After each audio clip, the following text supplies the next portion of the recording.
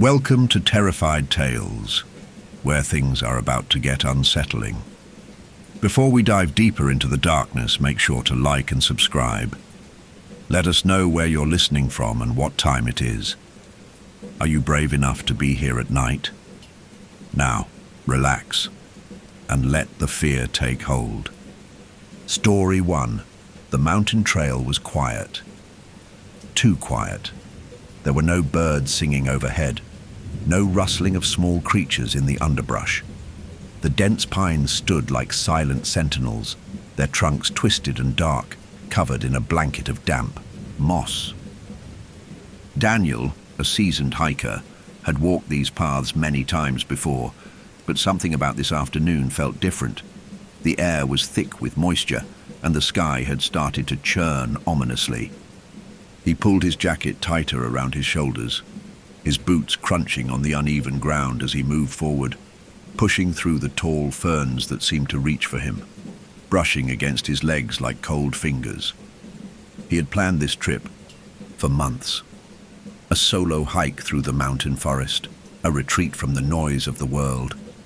His job had worn him thin, and his personal life, well, it had been unraveling for longer than he cared to admit.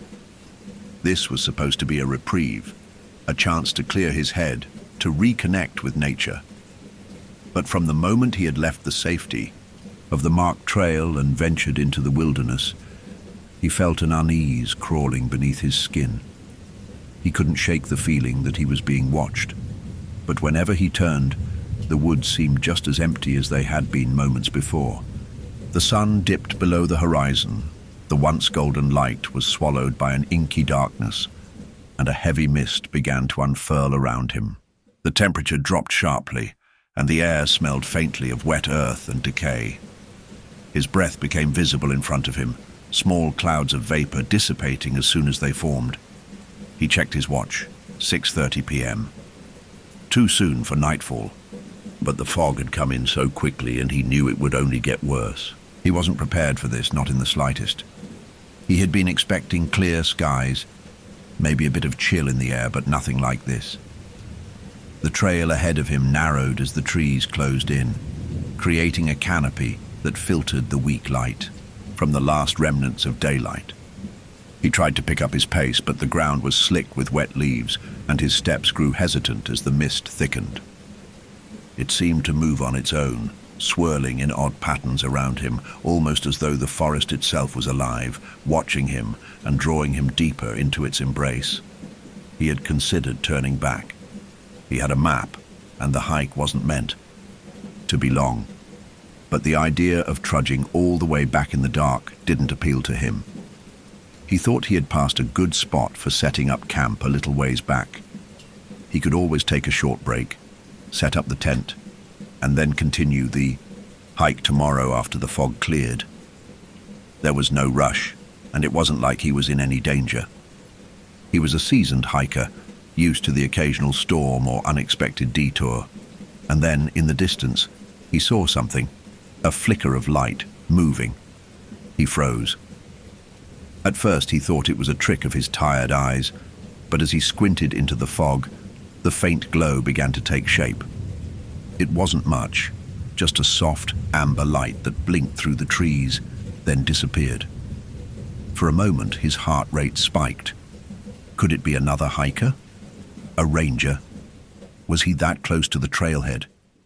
But the woods had swallowed him whole, and the nearest trailhead was miles away.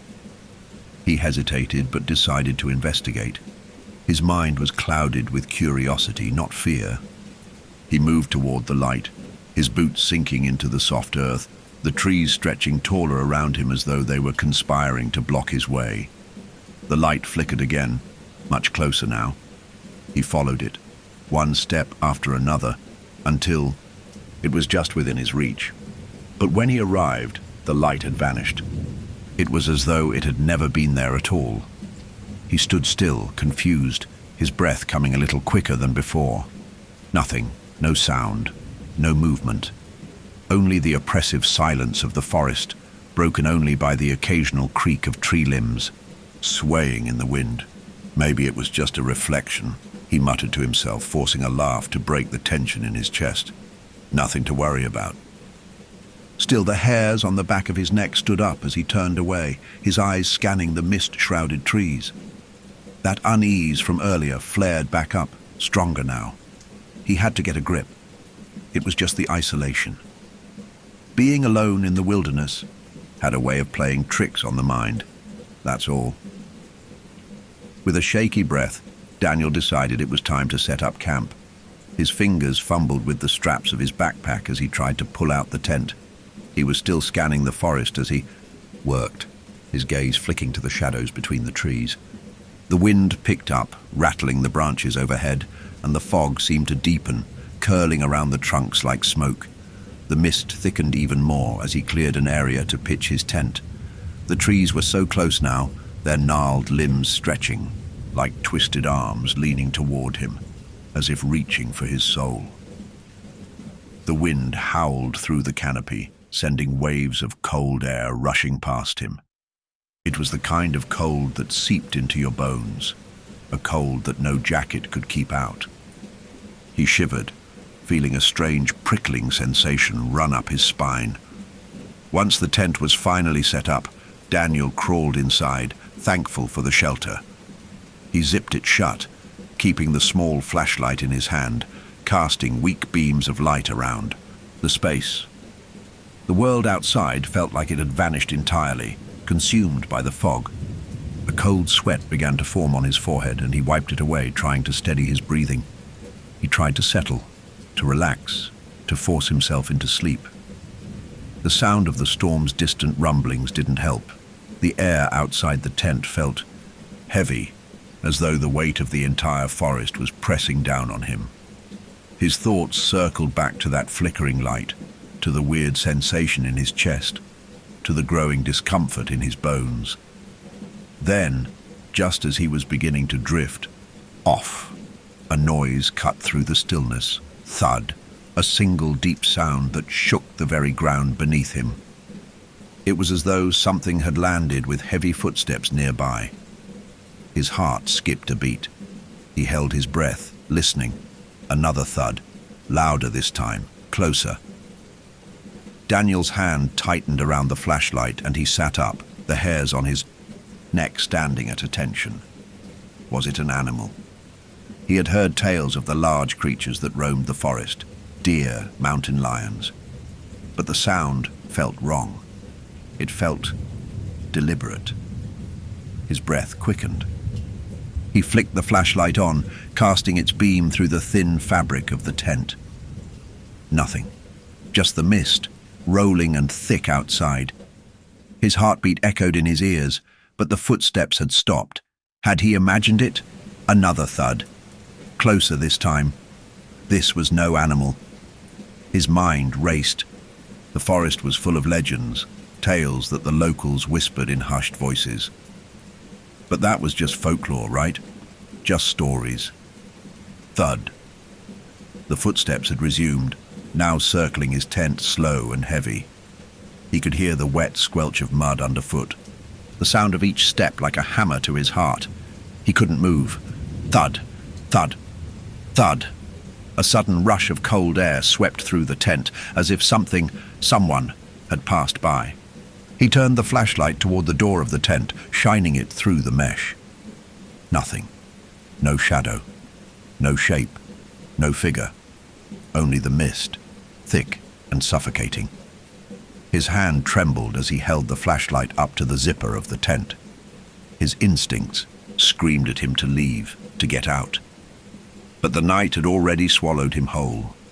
The thought of walking out into that darkness, of confronting whatever made those heavy, deliberate footsteps, froze him in place. What had he heard? And where was it now? The mist outside had thickened to the point where the tent walls seemed to shimmer, as though the fabric was absorbing the moisture in the air, becoming part of the fog itself. Every nerve in Daniel's body screamed at him to act, to unzip the tent and flee. But his limbs felt heavy, as if weighed down by the very atmosphere.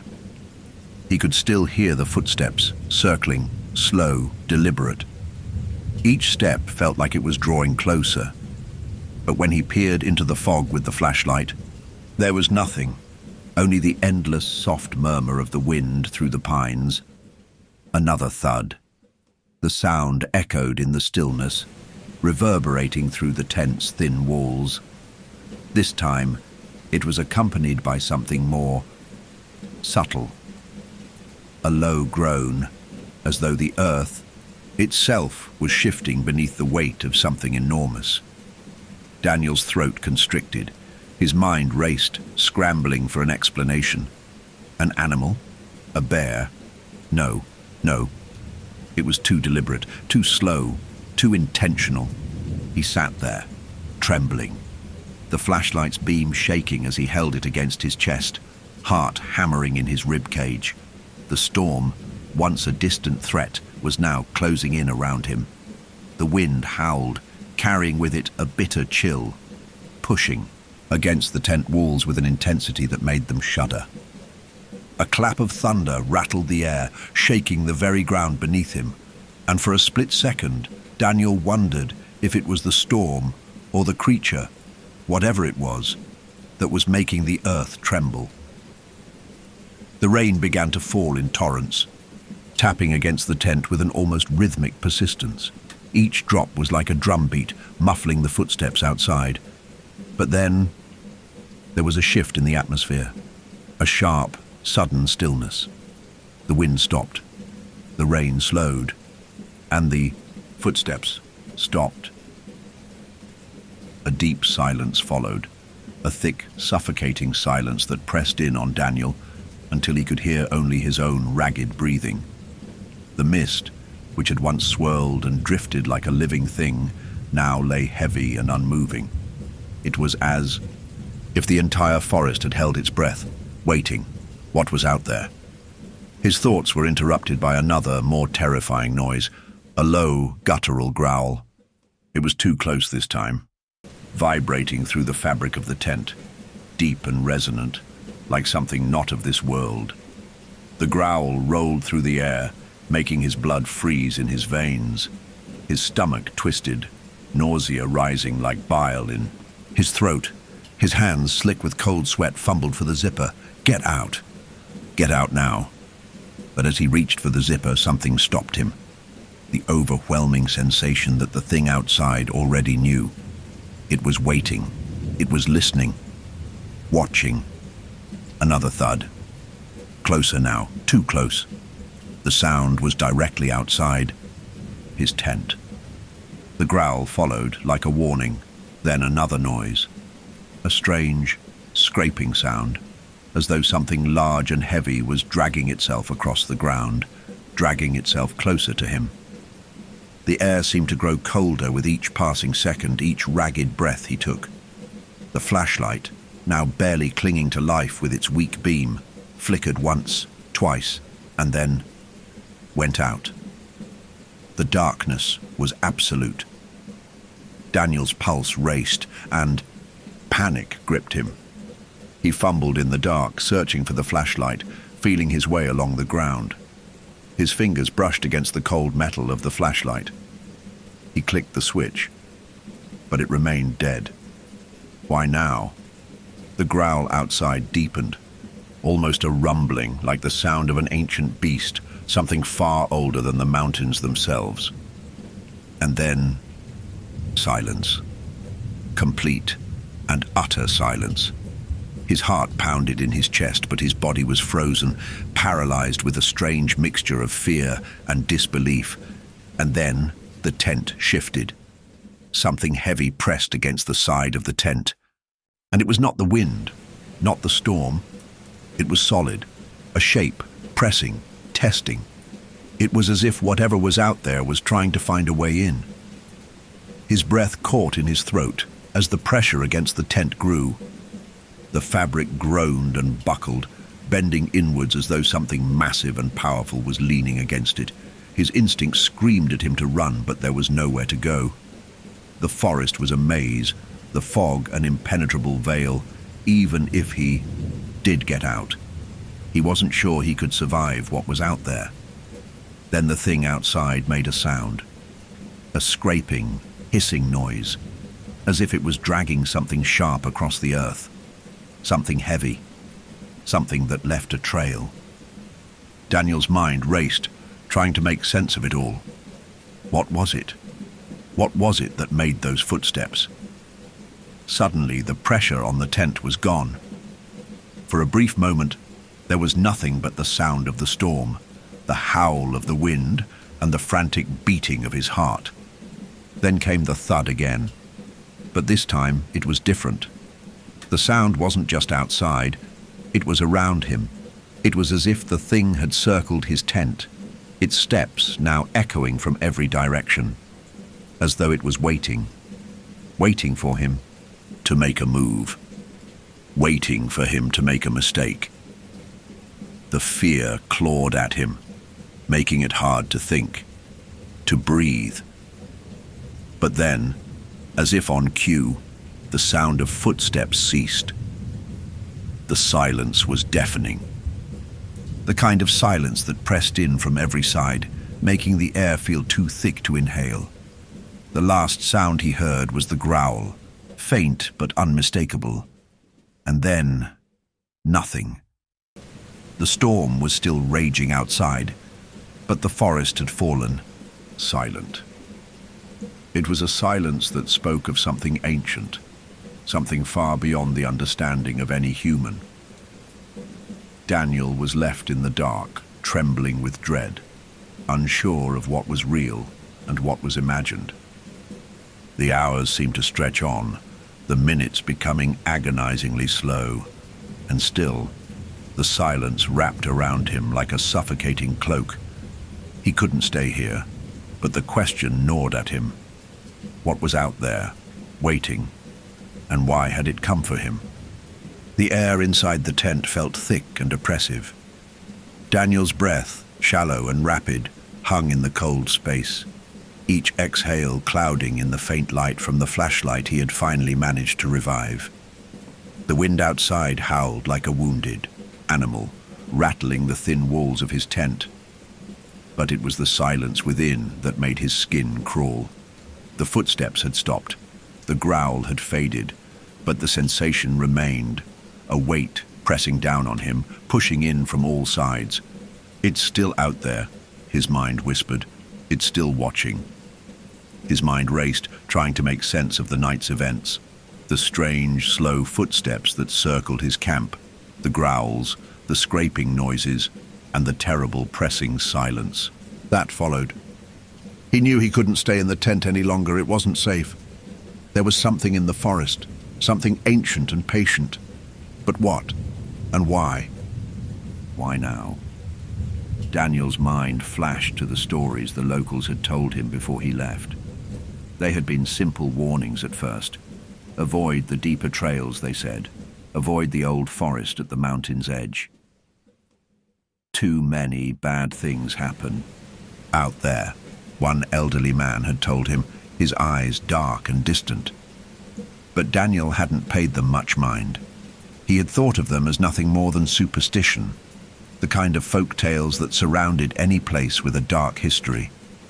But now, as the storm raged outside, he realized just how little he knew about the place he was wandering through.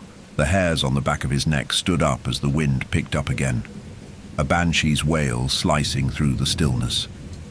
The noise outside seemed to be coming from every direction, as though the storm itself had become a part of the haunting presence that now surrounded him. His eyes scanned the small space of the tent, the flashlight trembling in his grasp. The damp fabric, the scent of earth, the overwhelming sense that he was not alone. He couldn't escape this. The very land itself felt alive, ancient, and watching. I need to leave. The thought clawed at him, desperate. But when he reached for the tent zipper, a thought halted him.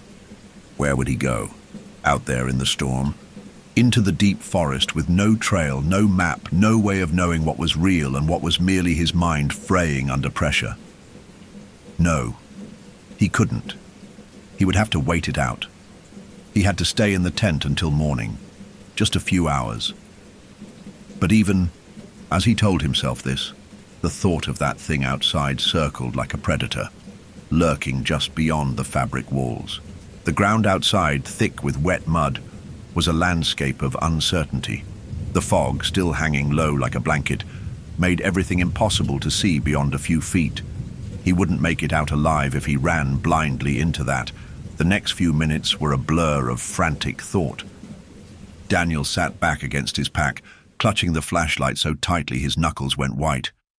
He had to think of something, anything to do, to distract himself from the rising tide of fear. His mind raced, thoughts spinning wildly when he remembered something. The stories. The strange stories from the local townsfolk. He had laughed them off, but now he needed something, anything, to understand this place, this thing. He rummaged through his backpack, desperate until his fingers brushed against something hard, smooth, his journal. It had been a gift from his late father, a leather-bound thing filled with pages of random notes, sketches, and observations. He had kept it with him on every hike, a place to record the trails, the weather, and sometimes the occasional strange observation. But now, as his fingers skimmed through its pages in the dark, he wondered what he had written all those months ago. A sharp gasp caught in his throat.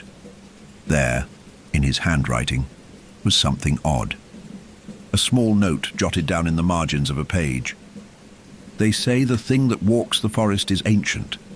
It watches those who enter its domain, waiting for those who stray too far. Daniel's heart skipped a beat. The words felt like a warning, but he had no memory of writing them.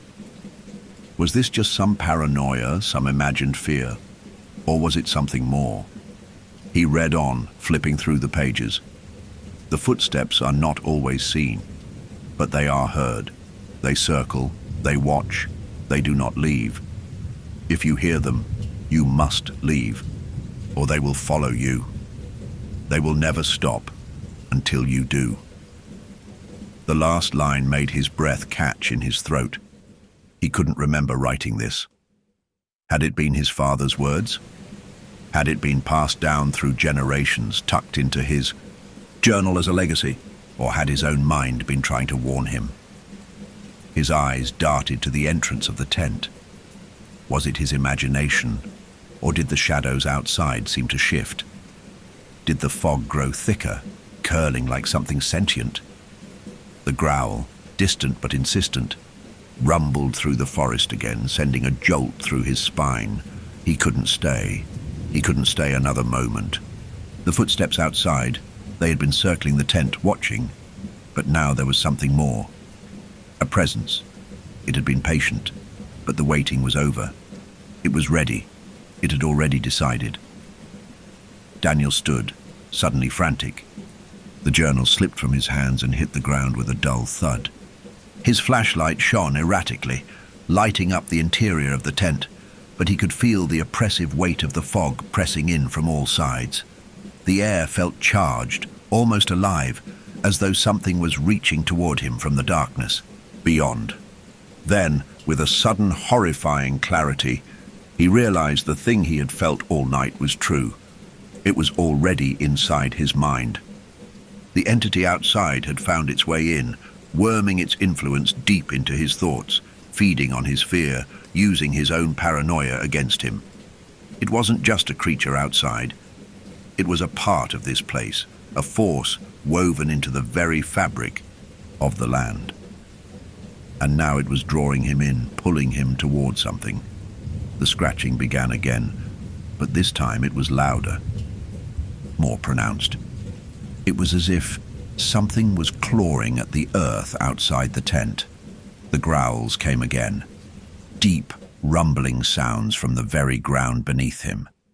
He could hear the shifting of something large moving in the distance, circling, waiting. It was no longer an animal. It was something far worse. It was not flesh or bone. It was hunger. It was patience. It was the land itself. The wind whipped through the trees, and in the midst of that chaos, Daniel heard it, a whisper, soft, but clear. A voice, but it was not human. It was low and gravelly, like roots being torn from the earth, like trees groaning. "Under centuries of wait, you shouldn't have come." His blood turned to ice. The growl became a roar, and then there was movement. The tent walls buckled outward with a terrifying force, as though something immense and invisible had collided with it.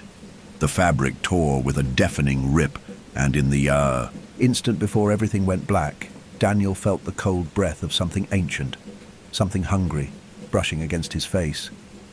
He gasped, but no air filled his lungs, only the choking, suffocating presence of the thing outside. There was no escape. And then the silence returned. But this time, it was not the same. The silence had teeth. The sensation of weightlessness lingered as Daniel's body hung suspended between the world of the living and the world of something far darker. His breath was shallow, a mist of panic seeping through his lungs, and for a moment it felt as though the world outside his mind had ceased to exist. There was no storm, no trees, no forest, just the cold, suffocating embrace of whatever had reached into his soul. Then the tent collapsed inward, not with the ferocity of an explosion, but with a slow, unnatural pressure that felt like the tightening of a vice. The fabric, once taut, now buckled beneath an unseen force, its edges curling and bending as though a giant hand was slowly suffocating it. For a moment, Daniel could only stare in disbelief.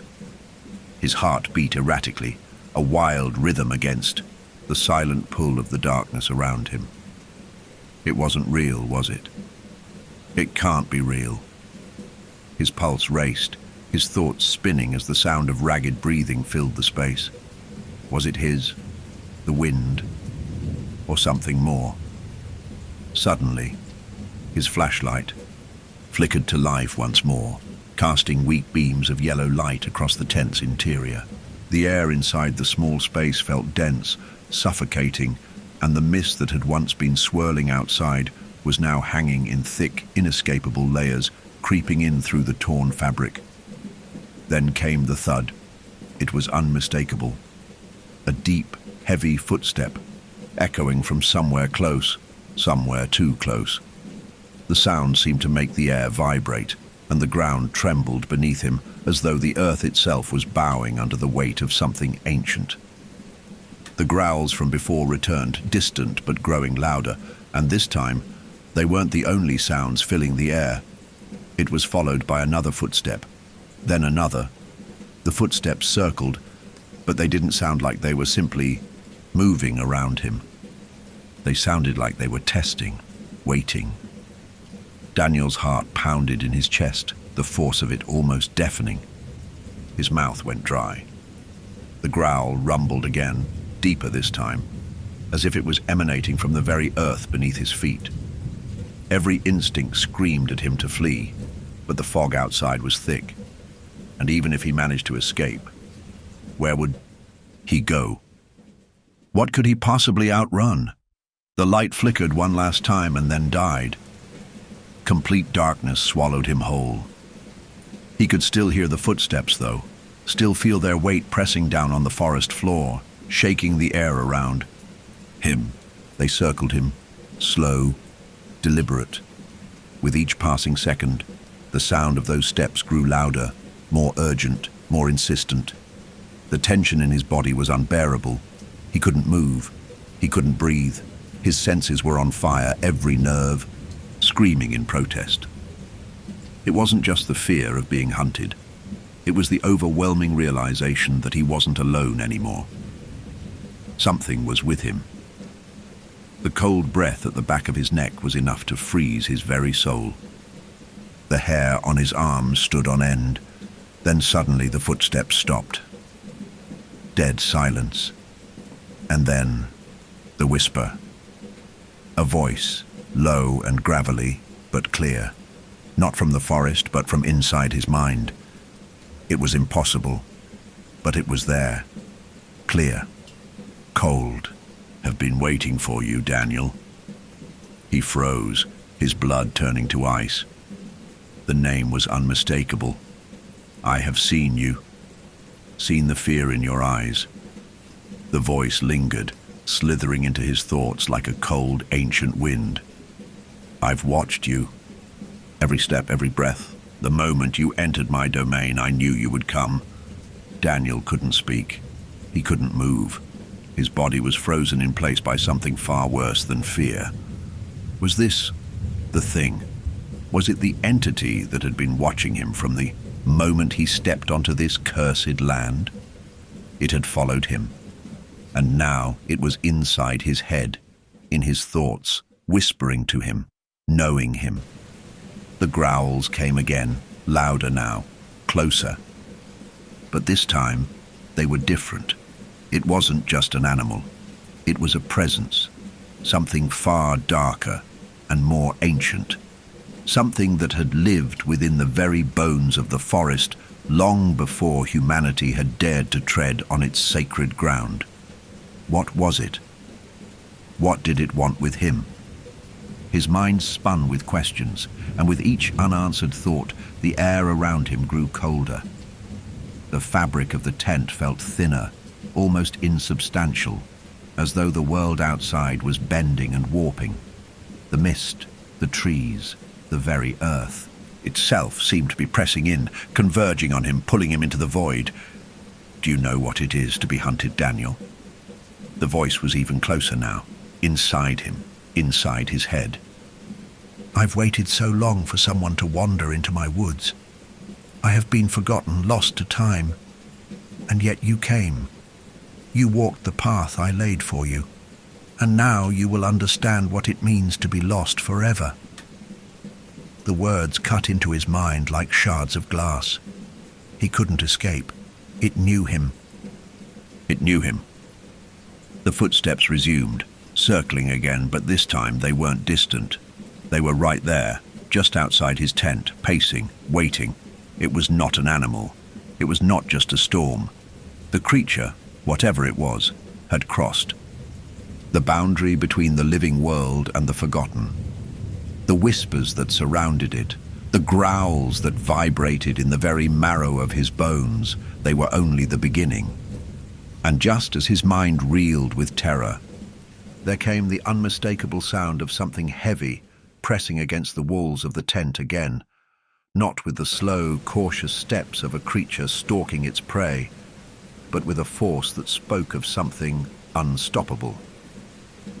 The tent tore. The walls burst inward in a swift motion, sending a cold wave of dread coursing through Daniel's veins. He scrambled backward, but his body betrayed him, his legs trembling beneath him, his vision blurring as the thing outside forced its way in. His lungs burned with the icy air, his body desperate to escape, but there was nowhere to go. There was no way out. The growl, low and deep, rumbled in his chest. He could hear it now, so close, so near. The weight of the air, thick with the presence of something otherworldly, pressed him down.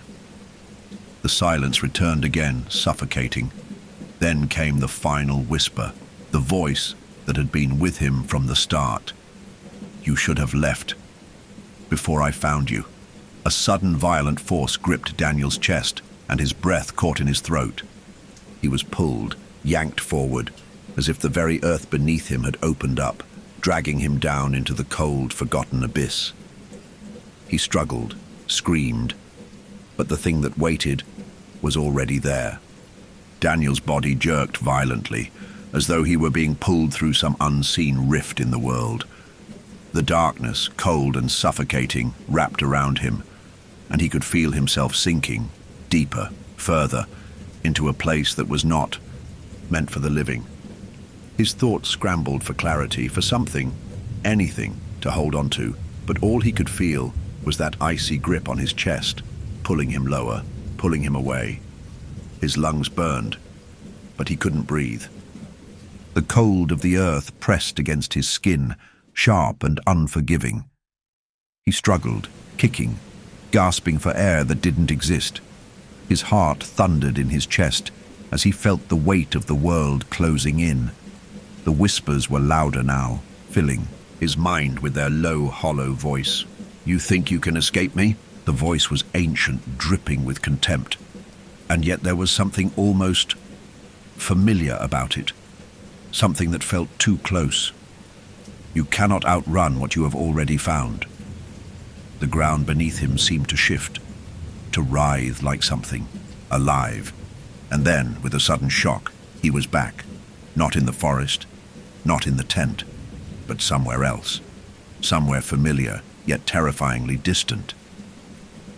Daniel gasped as his eyes shot open, only to find himself lying on his back. His chest heaved, his breathing ragged as the world around him slowly came into focus. He was no longer in the cramped, suffocating tent. He was outside, beneath a sky that had gone from storm dark to the bleak grey of early morning. The fog still hung in the air, but it felt thinner, lighter than before.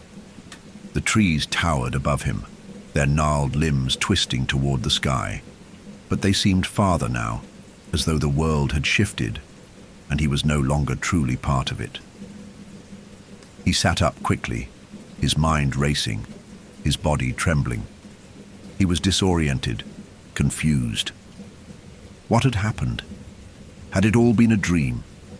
Was it the terror of the storm, the isolation, playing tricks on his mind? But then he saw them. The footprints, the muddy, massive prints that circled his body, leaving a trail of deep imprints in the wet earth.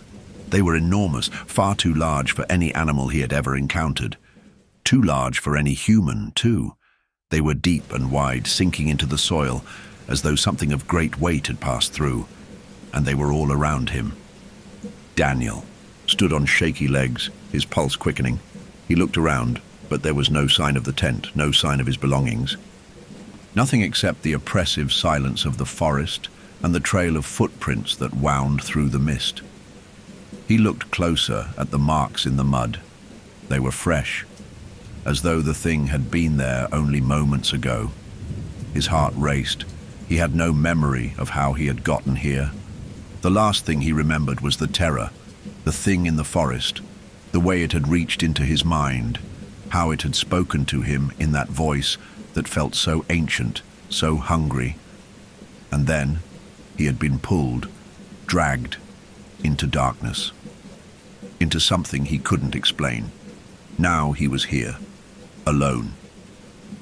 The footsteps led in a circle around him, a perfect, deliberate path. They didn't just wander. They were methodical, measured. It was as if the thing had been waiting for him to wake up, for him to see the proof of its existence, its claim on him. He took a step back, his breath shallow, trying to piece together the fragments of his thoughts. Had the creature somehow dragged him here? Was this its lair? The ground beneath him, the mist that clung to the trees, it all felt wrong. It felt as if he was no longer in the same world, no longer on the same path he had been following. The forest around him seemed to shift, the trees casting strange, twisted shadows, as if the very landscape was changing, warping in response to his presence. Another sound. This time it was not a growl or a whisper. It was the unmistakable scrape of something large moving through the mud, slowly, deliberately. And then the footsteps began again.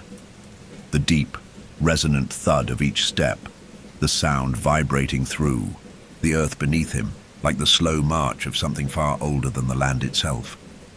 Daniel's pulse surged. His eyes darted to the tracks.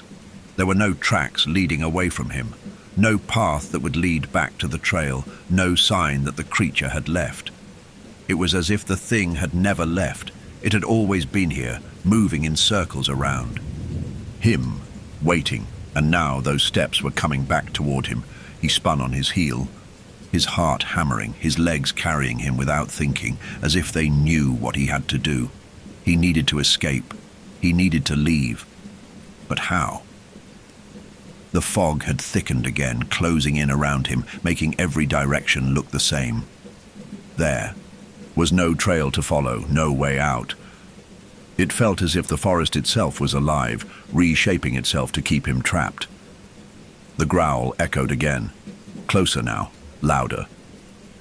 Daniel stumbled forward, his legs weak beneath him, his breath ragged. His mind was on fire, every part of him screaming to run, to escape, to get away from whatever was out there.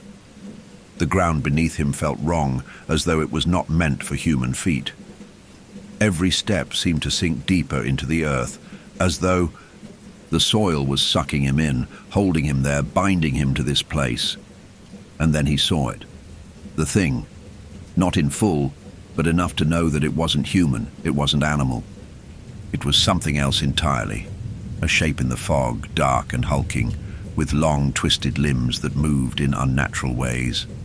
The shape moved through the mist, silent, but each step was a thunderous thud, the ground beneath it trembling with each motion. It was coming toward him, its massive shape slowly emerging from the grey veil. It wasn't an animal. It wasn't a man. It was the forest. It was the land itself. Daniel's blood ran cold as he realized the truth. The creature wasn't just a being that stalked these woods. It was the woods. The footsteps circled him again, and this time he knew they weren't just coming for him. They had been waiting for him, watching, and now that they had him, they wouldn't let him leave. The forest, the earth, the very air around him seemed to press in, closing the last of the gaps, until he was completely surrounded by nothing but the creature's shadow, the heavy footsteps, and the echo of a voice deep in his mind. You shouldn't have come. The air felt thick with the weight of those words, and as the creature drew closer, Daniel knew that it wasn't just after him. It had always been after him. The trail had been laid, and he had walked right into it. His every step, every decision, had been part of its plan, part of its hunger. And now, he was just another part of the forest's history, another part of its story, another footprint. The footsteps grew louder, closer, and with them came the crushing weight of inevitability. Daniel's chest tightened, each breath a struggle, as though the very air itself was turning to stone. His body shook uncontrollably, not just from fear, but from the bone-deep sense of being caught, as though the land itself had risen up to claim him. The fog was thick now, smothering him in its grip, and the trees seemed to bend inward, their branches reaching for him like skeletal fingers. The thing in the mist was no longer just a shadow. It had form, a dark, hulking presence that towered over him, its shape constantly shifting, as if it was made of the very fog that surrounded them. Its limbs moved unnaturally, bending and stretching, distorting the space around it. And with every step it took, the earth beneath him seemed to groan, the soil cracking under the immense pressure of its weight. Daniel's legs felt like lead, and though his mind screamed at him to run, he could barely move. He was caught in the snare of his own terror. But then, amidst the cacophony of footsteps and growls, came something different, a whisper. It was soft at first, a faint breath against his ear, and then as the creature drew closer, it became clearer. The voice he had heard before, low and guttural, now filled his mind completely. I have waited for you, Daniel. You are the one I've been seeking. His knees buckled beneath him, and he collapsed to the ground, his hand instinctively reaching for the earth as though seeking to anchor himself to something, anything.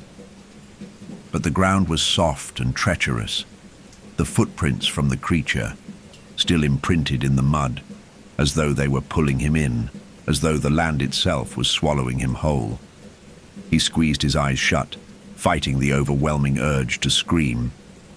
It felt as though every nerve in his body was screaming, every cell screaming for release, for escape. But there was no escaping it, not anymore. You didn't believe the stories? The voice whispered again, its tone almost disappointed. You thought you could walk through this place without consequences, but you've walked too far now, Daniel. You've stepped into my domain. A cold wind howled through the trees, rattling the branches above, and Daniel felt it too. The air had shifted. It was colder now, colder than anything he had ever felt. He looked up through the fog, through the grey mist that hung so thick, it seemed to suffocate everything. The forest around him had gone still. The growls had stopped. The creature had stopped. And then he heard it. A snap. The sound of a twig breaking. His heart raced. The creature was right behind him. Slowly, he turned, his mind screaming to flee, but his body refused to respond. The thing that had stalked him, watched him, was now just a few feet away, its enormous twisted form filling the fog, its eyes glowing a dim, sickly yellow in the murk. It was not just the forest. It was the forest and more, a creature born from ancient roots and shadows, from forgotten places, an entity as old as the land itself. Its breath, cold and foul, swept over him, and his skin prickled with terror. The thing was alive in a way that made no sense. It wasn't a beast or a spirit. It was the embodiment of everything the forest had ever been, all of its forgotten horrors wrapped in one. You think you are different from all the others who have come here? The voice came again, this time almost mocking. You're not. You're just another lost soul, another forgotten wanderer. Daniel's chest tightened, the weight of the thing's presence bearing down on him, suffocating him. The voice wasn't just in his head now. It was everywhere, in the very air he breathed, in the trees, in the earth beneath him. I can feel your fear, the voice hissed. I can taste it, Daniel. It will be your last gift to me. Daniel's legs refused to move, but his mind was a blur of desperate thought. He had to do something. Anything. He couldn't just lie here and let it take him. He couldn't become part of this forsaken forest, part of whatever this thing was. There had to be something. Something that could stop it. Then, through the fog, his eyes caught a glint of something. The journal. His father's journal, half buried beneath the mud, still open to the pages where he had written the warning. His hands trembled as he crawled toward it, the earth beneath him sucking at his skin, dragging him back down. He reached out, his fingers brushing the leather-bound pages, feeling the cold of the earth seep into his bones. And then, the words leapt out at him, as if they had been waiting for this very moment. The thing that waits in the forest feeds on those who fear it.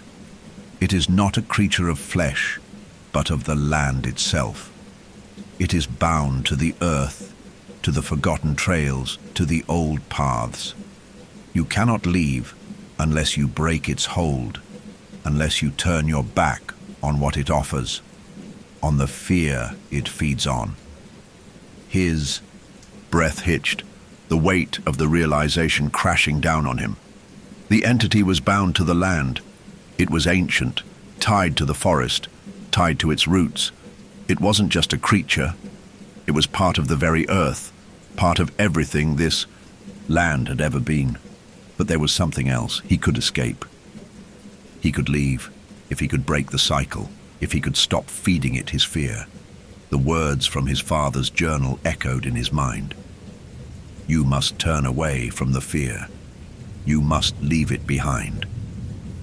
He could break free. Daniel's hands shook as he gripped the journal tighter, his mind scrambling for the strength to push forward. The creature was so close now, its presence overwhelming, suffocating him. But the realization hit him with brutal clarity. This was it. This was his only chance. The footsteps outside continued, slow and heavy, the things circling him, waiting. But Daniel's focus sharpened. He could feel his fear, thick and suffocating, binding him to the forest, to the creature, and with every ounce of strength he had left, he willed himself to let go. He had to turn away from the fear, and then, just as the thing loomed over him, its twisted form casting a shadow over his very soul, Daniel did the impossible. He turned, and he ran. Daniel's legs, shaky from the terror that had paralyzed him moments before, found new strength as he sprinted through the fog, the dense mist swallowing him whole with every frantic step. His breath came in ragged gasps, each inhale colder than the last. The creature, the thing that had circled him, that had haunted his every waking moment, was still there, still waiting, its presence hanging in the air like an invisible weight. But this time, Daniel didn't dare to look back. His mind was focused on one singular thought: escape. The footsteps, slow, deliberate, thudding against the earth, began again, but they were no longer in sync with his own. They were erratic, now as if the creature was unsure of where he had gone. And yet, Daniel knew. It was just a matter of time. The forest had already begun to twist, to change, its ancient roots pulling at the earth beneath him, trying to bring him back.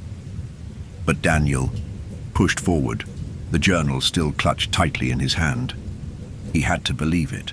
He had to believe the words: "If I break free from the fear, I can leave." The trees around him blurred, their shapes bending in unnatural ways, and the mist swirled like a living thing, grasping at him, pulling at his limbs, trying to drag him down. The land itself seemed to resist his escape, but he kept running, not allowing himself to stop, not allowing himself to be dragged back into that suffocating darkness. For a brief, desperate moment, the fog parted, and there, just ahead of him, was a break in the trees, a path, narrow, winding, but unmistakable. The trail, the very one he had left behind the night before, the one that had once seemed so far away, now stretched out before him. It was an unmarked trail, one he hadn't seen when he had first entered the forest. But it was there now. It was real, and it was his way out. The path wasn't what he expected. The trees didn't seem to form a perfect line. The underbrush was thick, almost oppressive, with brambles and vines growing like tendrils reaching toward him. But it was a path nonetheless, a path that led somewhere, anywhere away from the creature, away from the grip of the land. Behind him, the footsteps grew louder, closer. The growls echoed through the fog, their sound reverberating through the very earth beneath his feet, shaking the ground. It was chasing him. It wasn't giving up. But Daniel didn't slow. He couldn't. There was no time. Every fiber of his being screamed that if he didn't make it to the trail's end, he would be lost forever. The path twisted, curving sharply as it ascended into the higher reaches of the mountain. The mist thickened again, and the trees seemed to close in, their limbs clawing at him as if trying to drag him off the path, off the safety of the trail. The deeper he went, the more he could feel the forest's ancient presence, the weight of something older and far more dangerous than any animal, something that had been waiting for him, just like it had waited for all the others. But he couldn't look back, not now. His legs burned with exertion. His chest ached with every breath. He had no idea how long he had been running, no idea how far the path would go. But he could feel the creature drawing closer. The air was thick with its hunger, its shadow just behind him. The footsteps were no longer mere sounds, they were sensations. The very earth beneath his feet trembled with every step the creature took. It was almost as if it was merging with the land, becoming one with it, drawing its strength from the very roots that had been buried for centuries. He could feel it then. The tugging in his chest. The creeping cold that wasn't just the storm, but something else pulling at him, dragging at his very soul. He wasn't just being hunted. He was being pulled back into the depths of the forest, into the creature's grasp. The path ahead curved sharply again, and Daniel's mind raced. He didn't dare to look behind him, but he could feel the thing's presence, its immense weight pressing in on him. The shadows around him deepened, the fog thickening, and the growls grew louder, clearer, more desperate. It was close, so close. It was a force, a thing of pure darkness, and it would never let him go. And then, just as the weight of the world seemed ready to collapse in on him. He saw it, the end of the trail, a clearing, a sudden break in the fog. Daniel's heart lurched in his chest as he stumbled forward, his eyes fixated on the light that pierced through the mist.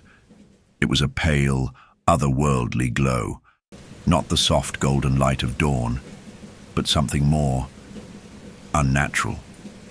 A light that came from nowhere and everywhere, illuminating the path ahead.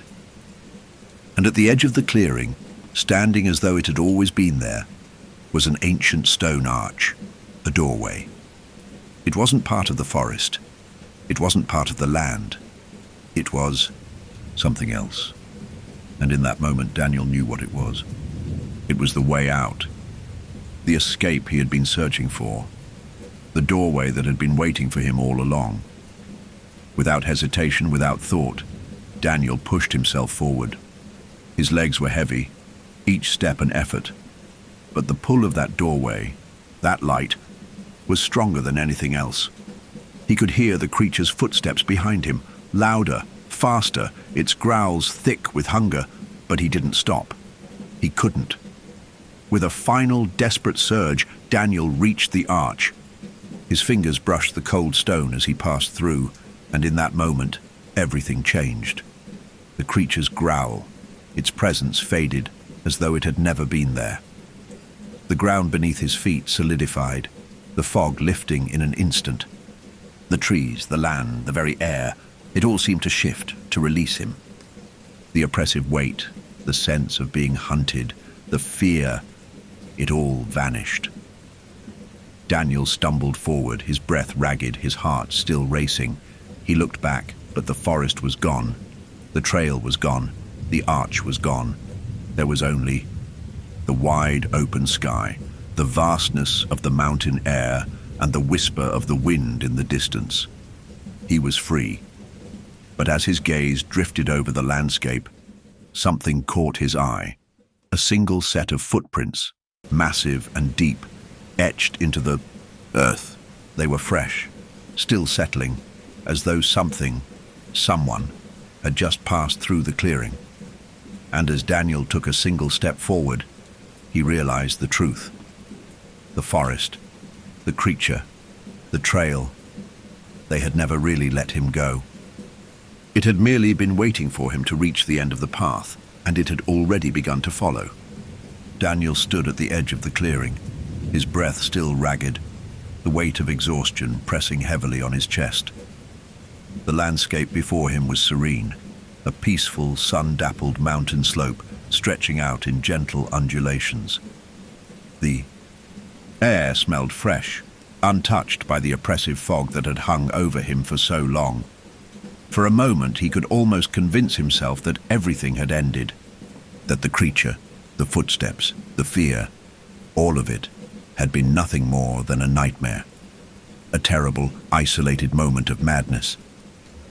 But as he stood there, his body trembling from the exertion of running through the fog, the doubts began to creep in. The silence of the clearing pressed down on him. The light seemed almost too bright, the colors too sharp, as though they were false, a trick of the mind. It wasn't just the exhaustion making his vision blurry. There was something wrong with the air. The very fabric of this peaceful scene felt thin, fragile, like a facade. He didn't dare turn back. He didn't want to. But his feet had already begun to move on their own, slowly, as if something invisible was pulling him. His eyes darted back to the land behind him, the forest, the fog, the twisting trail he had barely managed to escape. It was still there, distant but present, lurking just at the edge of his thoughts. The terror that had wrapped around him in that forest hadn't gone away. He couldn't escape it. He hadn't really escaped at all. You should have left. The whisper came from nowhere and everywhere. It was that same low, familiar voice, the one that had haunted him since the first step he had taken into the forest. The voice that had lingered in his thoughts, made his heart race. The voice of the thing that was still out there, still following, still waiting for him to break. Daniel's heart thudded painfully in his chest. It had found him. No matter how far he ran, no matter how much he believed he had escaped, it had found him. He should have known. There was no leaving.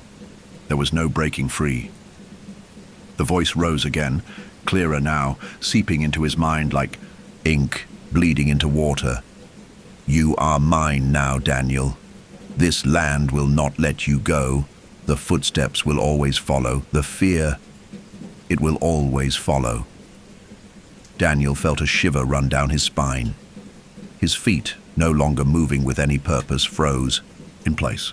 The creature's words were not just in his mind, they were part of the world around him. They were in the very air, seeping into his skin, worming into his thoughts. The presence that had stalked him, haunted him, was everywhere. He squeezed, his eyes shut, fighting the overwhelming rush of dread, the sensation that the world around him was shifting, bending, pulling. The feeling of the creature moving closer was undeniable, and he knew, deep down, that he hadn't truly outrun it. It had always been with him, in his mind, in his blood. It had seeped into the very core of him, just as the land itself had, bled into his very soul. A sound broke the stillness, a soft thud, and then another. Thud, thud, the footsteps were back. They were so much closer this time, no longer echoing from the distance, but right there, right behind him, just out of sight. Each step was deliberate, measured. It wasn't following him anymore. It was waiting for him to turn, to face it. It was toying with him, its presence suffocating, filling his chest with a crushing weight of fear. The path, the clearing, the sunlight. It all seemed to warp, to shrink. He was no longer in the mountains, no longer standing in the safety of the sun. He was back in the forest. The fog swirled, thickening again, until it was so dense he could barely see his hands in front of his face. The trees rose like dark sentinels towering over him, their limbs twisting in unnatural shapes, reaching out almost alive. The ground beneath him felt soft, treacherous, and the air tasted of wet earth and decay. He was back. His heart pounded in his chest as the growls came again, low and guttural, this time not from the distance but from the very air around him. It was as if the forest itself had come alive. The very wind had changed, bending with purpose, whispering with malice. You can't escape, Daniel. The land will always take back what is its own. Daniel spun on his heel, his eyes wide with panic. He couldn't stay here. Not again. He had already run once. He had fought. He had bled for his freedom. But there was no freedom here. Not in this place. Not in the woods that stretched infinitely in every direction, the footsteps that never stopped. Then his gaze fell upon it. The arch. The stone doorway standing stark and silent in the center of the clearing. It was the same one from before, the one that had seemed to offer him an escape, a way out. But now, the light that had illuminated it before was gone. It was shrouded in shadow. The stone seemed darker, older. It felt as though it had never been a portal, never a way out, but a cage, a trap. And he had just walked right back into it. Without thinking, without even hesitating, Daniel moved toward the arch. He had to get to it. He had to break this cycle, to escape before it consumed him completely. But as his feet hit the ground, he realized the steps weren't his. They were behind him, but they were different now. They were inside him. The ground beneath him seemed to shake. His vision blurred. The footsteps echoed louder, shaking the very bones of the earth, until it felt as though the world itself was closing in on him. Thud, thud. And then, just as he reached the arch, the truth hit him like a wave. He wasn't running away from the creature. He wasn't running toward freedom. He was running in circles. The footprints were never meant to be outrun. They were meant to lead him back. And no matter how far he went, no matter how hard he tried, he would always circle back to the place where it all began. The forest had claimed him. The land had swallowed him whole, and as the last steps closed in behind him, the final whisper filled his mind. Welcome home, Daniel. The land was no longer the same. What had once felt like a forest, a wild and untamed place, now felt like a living, breathing thing. Its roots twisting deep into Daniel's mind, its branches clawing at his heart. The oppressive weight that pressed against his chest, the endless footsteps that seemed to echo from every corner of the world, were no longer just symptoms of fear. They were the pulse of the forest itself, a pulse that beat in time with Daniel's own heart, a rhythm. That was him. The arch loomed ahead, its stone dark and unyielding, but it was no longer the way out. It wasn't a portal, a path of escape. It was simply another part of the labyrinth, another step in the cycle. Daniel could feel it now, deep within his bones, the truth that had been hidden from him in the fleeting moments of clarity. The forest had never let him go. It had never intended to. His fingers brushed against the cold stone, its surface rough and aged, and for a moment everything around him seemed to still. The footsteps, the growls, the weight of the air pressing down on him, and all of it ceased. The world seemed to hold its breath, the silence growing deafening. Daniel took a step forward, his hand still against the stone, and felt a strange sensation stir in the pit of his stomach. The ground beneath him shifted almost imperceptibly, at first, but then with a greater force, as though the earth itself had shifted its weight, preparing to swallow him whole. And then the voice came. Not from the mist, not from the trees, but from within himself, a whisper so clear, so cold, it felt like ice in his veins. You thought you could outrun me.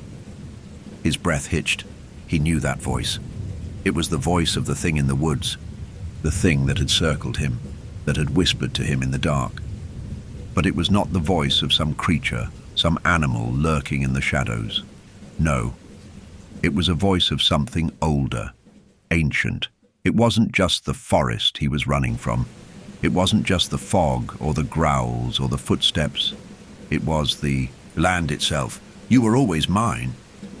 Daniel's mind raced as the realization sank in. This was no random wilderness. This wasn't just a stretch of forest lost in time. It was a place bound by something darker, something older than human history. A place where the land itself was alive, where it watched and waited. And Daniel had walked right into its grip. The footsteps resumed, but this time they weren't just circling. They were moving inwards, closer, as if the thing was closing in from every direction. The growls returned too, low and rumbling, vibrating through the ground beneath him, through the air itself. But these sounds weren't coming from the trees or the mist. They were coming from within the earth, from the very soil, the roots, the stones. This forest, it never forgets. It never releases. Daniel took another step back, his heart pounding in his chest. But the ground beneath him gave way, shifting beneath his feet like quicksand. He stumbled, falling to his knees, and for a moment, everything around him was dark. The mist closed, in around him, its grip tightening like a noose. His hands scrabbled at the earth, feeling the cool dampness of the soil, the texture of the ground shifting like a living thing. He tried to pull himself up, but the land itself seemed to be dragging him down, pulling him into its depths. You cannot leave, the voice whispered again, this time so close, Daniel could feel the cold breath of it on the back of his neck. You never could. The ground cracked, and through the fissures, Daniel could see something moving beneath him, something alive. Root-like tendrils snaked up through the earth, reaching for him, twisting and turning like serpents. They were not just roots. They were limbs, massive, gnarled, ancient, and impossibly strong. You will never escape, the voice sang in his mind, its tone almost tender, as if mocking him. You are part of the forest now. You will walk its paths, you will feel its pulse, and you will always be watched. Daniel's vision blurred as his surroundings warped again. The mist, the trees, the arch. They all melted into one single image. The land had taken on a new shape, shifting, alive, as if it had always been waiting for him to understand. There was no escape. There was no leaving. He had already become a part of the land, a part of the thing that watched from within. The footsteps, the growls, the whispers, they were all part of this. The creature that had stalked him was not a single entity, but the essence of the forest itself, the hunger that lived in the trees, in the roots, in the soil. It was an ancient force, a force that didn't hunt like a predator, but watched, waited, and claimed those who wandered too deep. The tendrils from the earth wrapped around Daniel's legs, pulling him deeper into the soil. He struggled, but his body was growing weaker, the weight of the forest pressing in from all sides. The whispers grew louder, echoing inside his skull. And for the first time he understood the truth of it all. He wasn't just running from an entity, he was running from an endless cycle. The forest had been feeding on him, had been feeding on everyone who had walked its paths for as long as time itself. And now he had become a part of it. The mist, the fog, the ancient trees. They were never meant to be escaped. They were meant to claim, to consume, to keep those who wandered too far. Daniel had thought he had outrun it, but in reality, he had only stepped deeper into its grip. He had become another soul bound to the land, another footprint that would never fade. "Welcome back, Daniel," the voice said, softer now, almost gentle, as if it had always known that he would return. "You have always been mine." And then the world faded to black. When Daniel awoke, it was not with the groggy disorientation of sleep, nor the hazy fog of a dream. No, it was an awakening that felt wrong. His body lay motionless, and yet the stillness around him hummed with an eerie vibration, like the deep tremor of an ancient machine coming to life. His eyes fluttered open, but the world before him was not the world he remembered. The mist, the oppressive fog, had thickened into something tangible, a grey, viscous soup that pressed against him, heavy and suffocating. He could feel it on his skin, in his lungs. He tried to move, but found his body unresponsive, as if shackled to the ground, to the very earth itself. His arms and legs were immobilized, not by ropes or chains, but by something worse, by the land itself.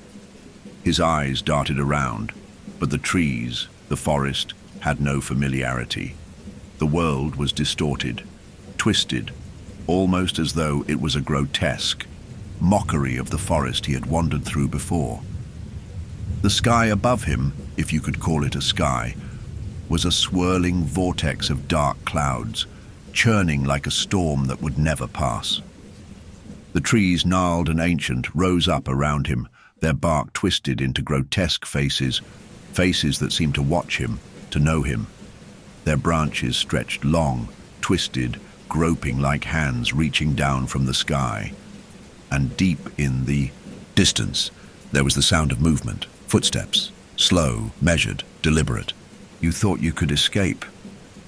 The voice came again, that familiar cold whisper, the one that had stalked him through the night, that had echoed in his thoughts, in his very soul.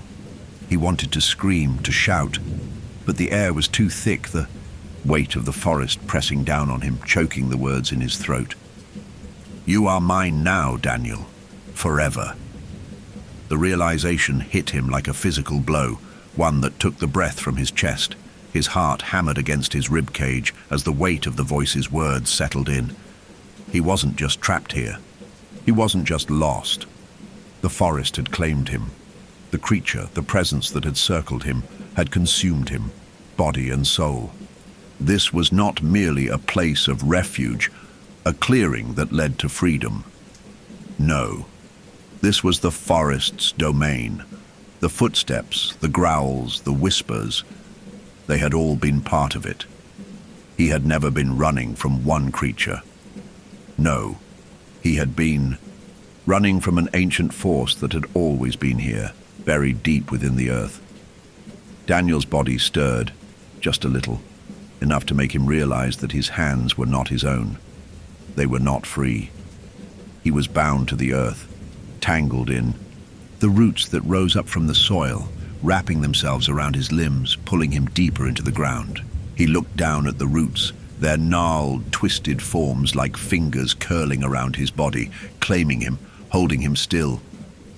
"The footsteps you hear," the voice continued, its tone low and thick with the weight of ancient knowledge. "They belong to the forest. They are not of flesh, not of bone. They are the steps of those who have wandered too far. And you, Daniel, have wandered too far." The truth hit him again, heavier this time, sinking deeper into his chest. The footsteps were not just a sound. They were not just the manifestation of fear. They were marks, the indelible mark of the forest on every soul that had ever entered. A mark that would never fade, never fade. The creature he had been running from, the growls, the shadows, they were not separate entities. They were part of the land, of the earth. It had been here long before Daniel, long before anyone had ever set foot in this cursed forest. And now Daniel was part of it. His very soul was bound to the land, just like all those before him. "You will walk the paths now," the voice whispered. "The paths of the lost, the ones who wandered, who were swallowed whole. You will carry their footsteps with you, forever." He couldn't move. The weight of the roots binding him to the earth was too much. He tried to scream, tried to claw his way free, but the land had grown heavy, suffocating. It had taken him, and it would never let him go. And then, through the thick fog, he saw them, the other footprints, the ones that had always been here, walking alongside him. They were not his own. They were larger, more defined. As he watched, more appeared. One by one, each set of prints rose from the earth, materializing like ghosts, shaped by the very soil. They moved slowly, deliberately, but they were not walking forward. No, they were circling, their path twisting like a labyrinth that spiraled in on itself. Their shapes were vague, not fully defined, but the outlines of faces, twisted and distorted, seemed to form in the shadows emerging from the trees. He recognized them, faces from the past, faces that had appeared in the fog, in the whispers, faces of those who had come before him, those who had left footprints in this cursed place. They were the lost souls of the forest, doomed to wander its paths, to circle the same endless trail, never to find peace. Daniel's body trembled, the terror seeping into his very bones. He could feel it now, the weight of the forest, the weight of all the souls it had claimed. It wasn't just the creature that had watched him. It was the forest itself, and it had always watched. It had always waited for those who strayed too far, for those who thought they could escape. It had been here, in the very roots, in the soil, in the air, feeding on the fear, feeding on the wanderers who thought they could outrun it.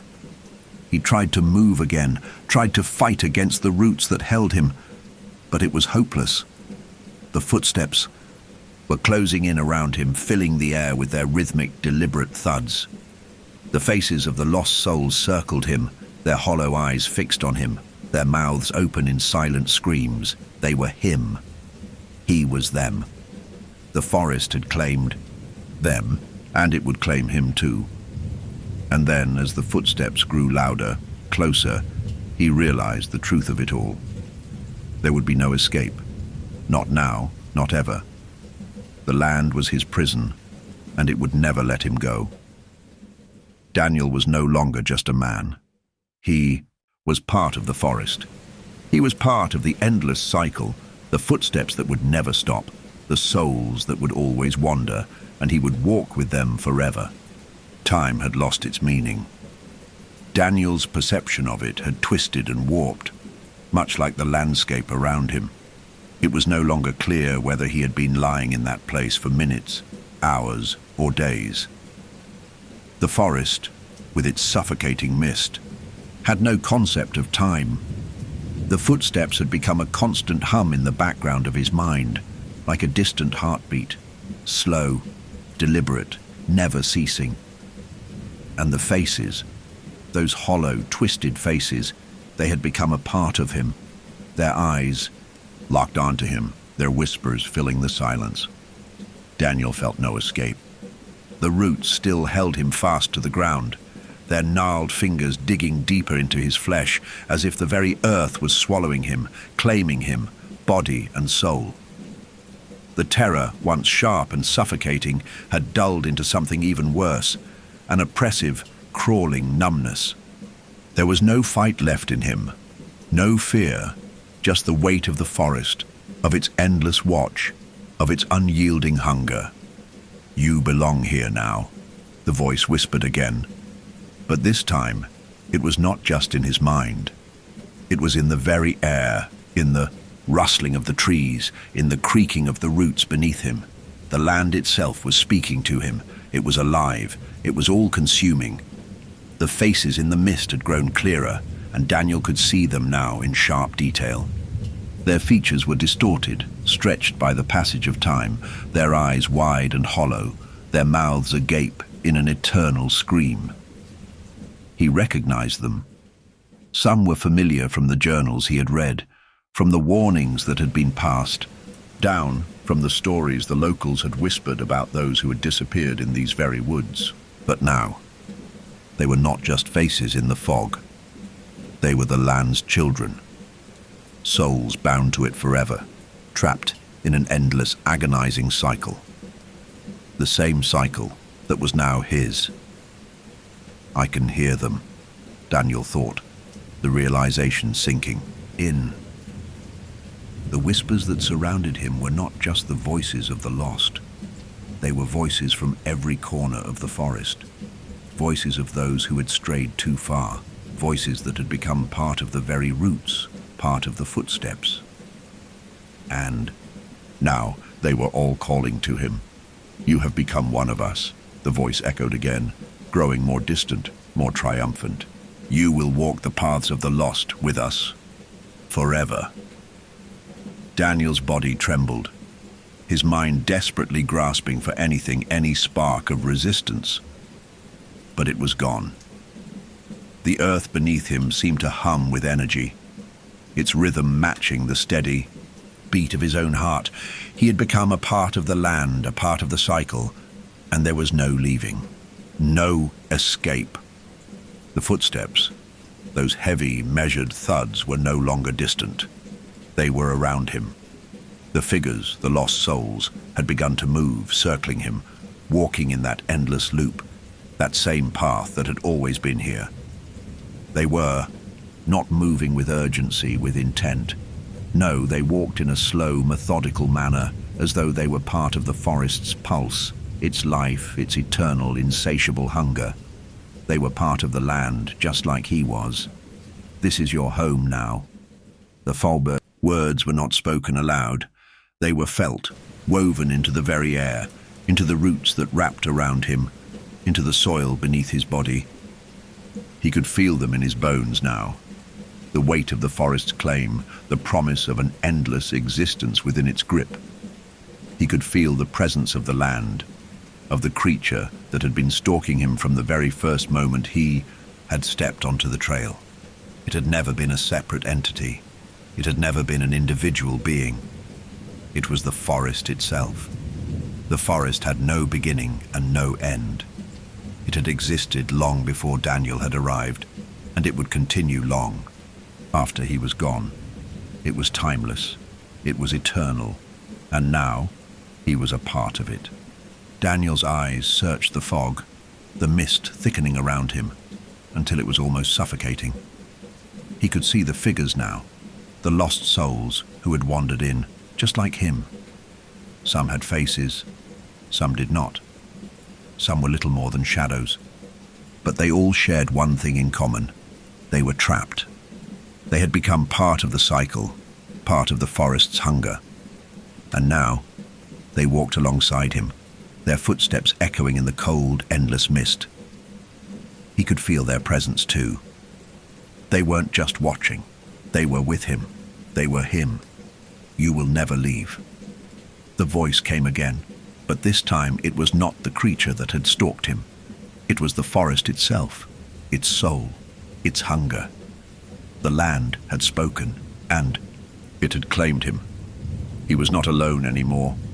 There were too many of them, too many lost souls, too many footprints. The cycle had never truly ended. It had always been waiting, always been watching.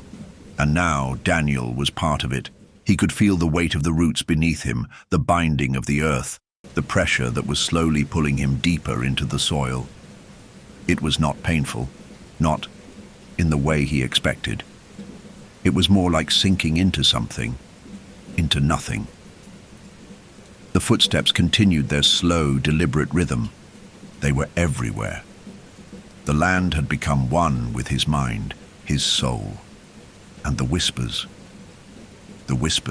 had become his own. You are one of us now. Daniel closed his eyes as the world around him shifted, as the faces of the lost souls circled. Him, their hollow eyes fixed on him. He could feel them in his chest now, not just around him, but inside him. The footsteps, the whispers, the land, they were all a part of him, and he was part of them. The cycle had closed. The forest had claimed him, and he would walk its paths forever. The footsteps never stopped, and neither would he. The forest had become his body, and his body had become the forest. Time no longer passed in the way he once understood.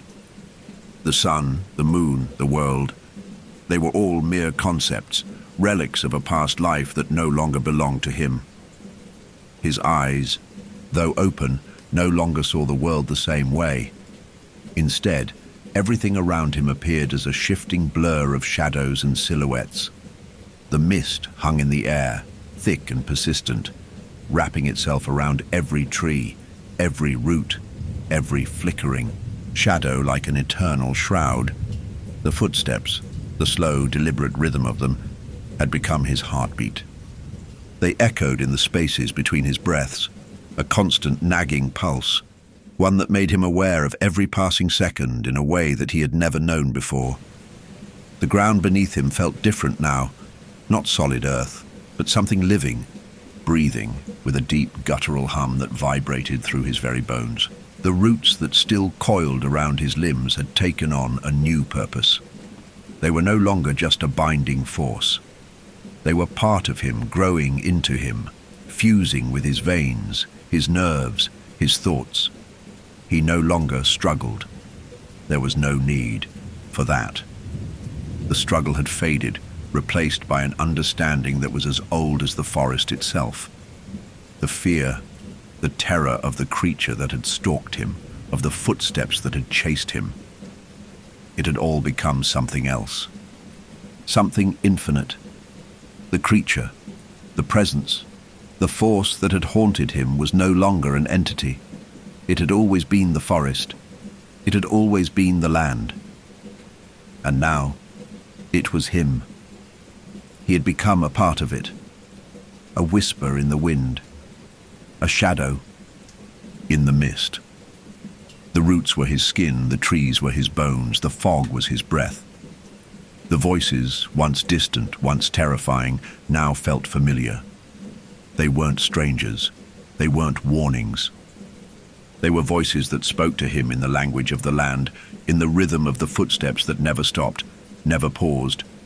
The faces that had surrounded him, the faces of the lost, now filled his thoughts, their expressions blank, their eyes wide with silent screams that seemed to echo in his mind. But he no longer felt pity for them. He no longer felt anything at all, except the eternal walking. He was walking now, in the same endless loop. His feet moved in time with the others, their slow, deliberate steps falling one after another on the earth that would never release them. The footprints he had seen before, the ones that circled him, now felt like a map he was destined to follow. The trail twisted and wound around the trees, the thick roots rising up from the earth like barriers, forcing him to step carefully, to remain within the confines of the path. The cycle of footsteps continued. The faces continued to move beside him, just within his peripheral vision, always just out of reach, yet always with him. They had been part of the land long before him, and they would be part of it forever. Daniel didn't know if he still had a body. He didn't know if he still had a mind. All he knew was that he was part of the forest, part of the cycle that had no beginning and no end. His feet moved with the others, with the lost souls, the forgotten wanderers. He walked in silence, but the whispers of the forest filled the air, speaking to him in words that felt like a memory, a song, a chant that had been passed down from the roots themselves. "The land does not forget," the voice whispered in his mind, a voice that was his own now, a voice that was not. "You are a part of it. The footsteps will always be your path. The mist will always be your shroud." Daniel had become the forest's eternal witness. He no longer needed to look at the faces of the lost. He had seen them all. He knew their stories. He had walked their paths. The voices, once filled with desperation, had now become calm, resigned. There were no more screams, only the sound of footsteps. Their slow rhythm had become part of the fabric of time itself. They were as inevitable as the land. As the forest, Daniel's heart no longer beat, but the pulse of the earth had become his heartbeat. Every step he took echoed across the land, each thud of his footfall sending ripples through the mist, through the roots, through the stones. It was a call, a summons, and he was answering it over and over again, with every step, with every turn of the path. The forest would never let him go. It would never release him, and that was the most terrifying truth of all. He had become part of it, part of the land's hunger, part of its eternal watch, part of the footsteps that would always circle, always wander, always echo in the depths of time. There would be no end to his journey, no escape. He would walk forever in the endless loop. He would walk until the fog swallowed him whole, until the mist became his skin, until the trees grew from his bones. And in that moment, Daniel understood he was the last step. The cycle was complete, and he would walk forever. The mist had thickened into something impenetrable, wrapping Daniel in its cold, clammy embrace. His feet, moving in time with the footsteps of the lost, did not pause. They could not. The cycle was set in motion, and he was a part of it now. A prisoner in a world that no longer held meaning for him, where time no longer existed as it once had. The fog parted briefly, just enough for him to catch a glimpse of the world beyond, and for a brief moment he felt something stir, an echo of the life he had once known. The sun, hidden behind the veil of clouds, cast faint shadows across the earth, and for a fleeting second, the trees seemed less ominous, less twisted. The voices of the lost whispered in the distance, their mournful tones swelling like a chorus, their footsteps rhythmic and unyielding. And yet there was a knowing in the air now, a knowing that Daniel had always been meant for this, that his arrival, his choice to enter these woods, had been written long before his birth. The forest had been waiting for him, waiting for someone who would wander too far, someone who would be drawn into its embrace, never to leave. The voices he had heard, they weren't just the sounds of the lost. They were his own thoughts, now, murmuring in the deep recesses of his mind, woven into the very fabric of the land. "There is no escape," the voice of the forest whispered, to him again. But this time, it was not just a warning. It was a revelation. "You are the one who completes the cycle. The The ground beneath his feet shifted again, but it was no longer uncomfortable, no longer alien. It was home. It was part of him. He could feel the roots, like veins running beneath the surface, the pulse of the earth, of the forest, beating in sync with his own. He had become the footsteps, the whispers, the trees. He had become part of the land's hunger, part of its endless watch. The path before him stretched out, long, winding, indistinct. It wasn't a trail at all. It was a loop, an endless repetition. It was not meant to be completed. It was meant to be walked. The faces that had once surrounded him, the hollow eyes of the lost, no longer seemed like strangers. They were reflections of himself, echoes of the same terror, the same despair, the same journey. And yet, he had come to understand something now. They were not trapped. They were not victims. They were the land. They were the forest children. Just as he was, Daniel's body moved forward, but there was no need to look at the others. He could feel them walking beside him, behind him, always in step. Their silent presence no longer unnerved him. He had become them, and in turn, they had become him. The whispers grew louder now, not from the trees, but from within his mind. He could hear the voices of those who had come before him, those who had made the same journey, the same footsteps, the same eternal walk. You are one of us now. His heart, which had long since stopped beating, still pulsed with the rhythm of the forest. The weight of the land, the weight of the cycle, pressed in on him. The fog thickened again, wrapping around him like a blanket, covering his body, his thoughts. It became clear now there would be no escape, no breaking free. He had stepped into the cycle, and now the cycle would carry him, carry all of them, forever. He didn't fight it anymore. The fear had bled away, replaced by an understanding so deep, so primal, it felt like it had always been there, buried beneath the surface of his thoughts. He wasn't just walking through the forest. He wasn't just a wanderer, a lost soul. He was the forest. He was the footsteps. He was the one who had always been meant to complete the circle. He could feel the pull of it now, the pull of all the souls that had walked before him, who had left their footprints in the earth, who had become part of the land's hunger, part of its eternal rhythm. The footsteps continued, one after another, as slow as ever. They weren't his anymore. They belonged to the land. They belonged to the forest. They belonged to the cycle. He understood now. The cycle would never end. The forest would never release them. It wasn't meant to. It wasn't meant to be escaped.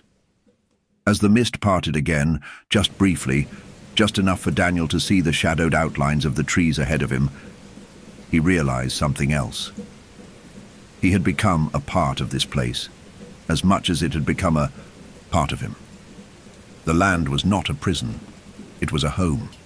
It was a prison only to those who sought escape. But Daniel didn't need to escape anymore. He was the forest now. He was the footsteps, and the footsteps would never stop. There would always be another soul to claim, another wanderer to guide into the endless loop, into the unbroken circle. And each one, once lost, would be part of the forest forever. The forest would never stop watching, and Daniel would never stop walking. You're deep into the story now, and the horrors are only escalating. If you're still with us, don't forget to like and subscribe. Tell us where you're listening from in the comments. Who else is staying up late to face this nightmare? Settle in. The terror continues. Story 2. The storm had been a whisper on the wind all day, a distant promise of something dark and ancient stirring just beyond the horizon. Its arrival was inevitable, yet still, the father and son found themselves unprepared for the way the air shifted, suddenly thick with the scent of rain and damp earth.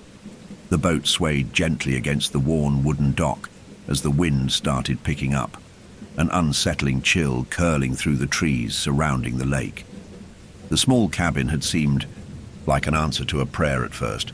After hours spent on the water, casting lines into the choppy waves with little luck, both father and son had hoped to make it to their campsite before the storm broke. But the storm didn't care for their plans. It came rushing down with sudden ferocity, the clouds swallowing the sun, turning the once bright and welcoming world into a graveyard of muted colors. The trees bent in the wind as if groaning under some unseen weight. Even the lake, once calm, had turned a deep shade of gray, as though the water itself was grieving. And then, there it was.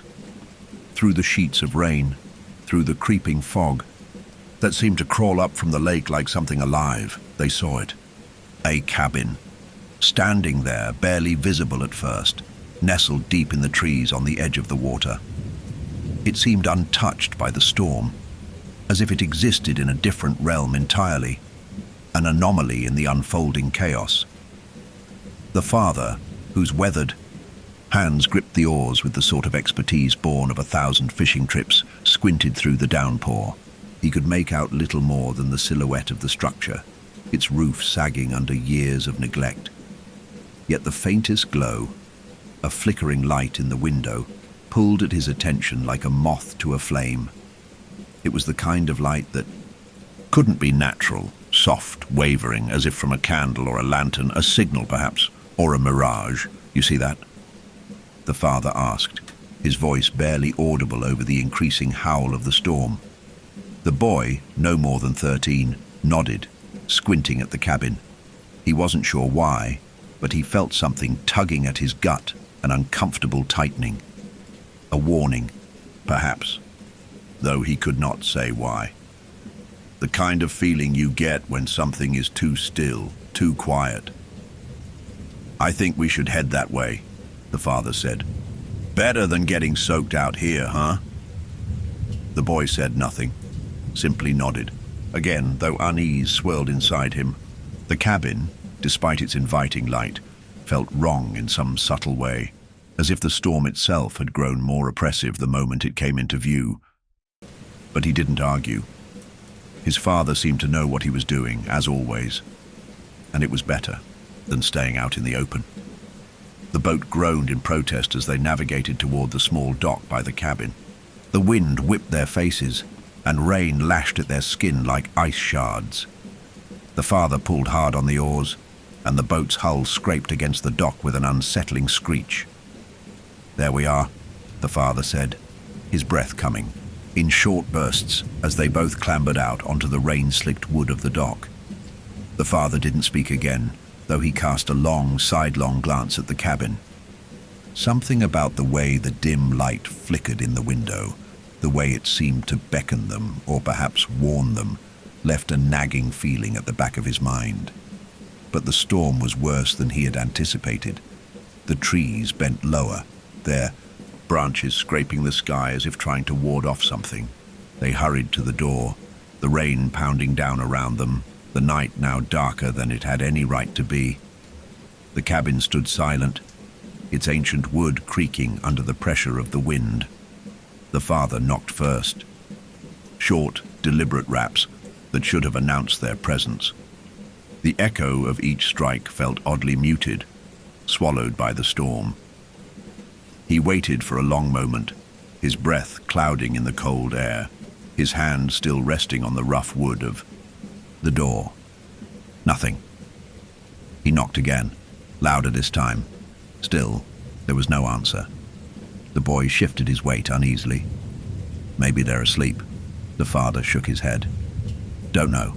We'll check inside." He tried the handle.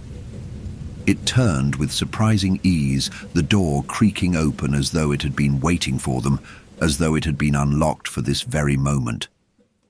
The father felt another chill shiver down his spine, but pushed it aside.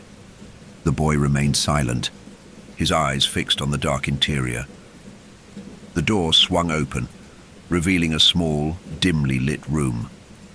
The air inside was thick with dust, musty from years of disuse. The only sound was the persistent pattering of rain against the roof, the occasional rumble of thunder in the distance. The light inside flickered once, then steadied. A small lamp sitting on a table in the far corner. The table was bare, save for a half-filled mug and a few scattered papers. "Hello?" the father called out, his voice unnervingly loud in the silence. His hand gripped the doorframe as he stepped inside, his boots making soft, uncertain thuds on the old wooden floor. Nothing. The boy stood behind him, his eyes wide. He had the distinct sense that something was wrong, but his father's presence, solid and familiar, kept the anxiety at bay. They stepped further in.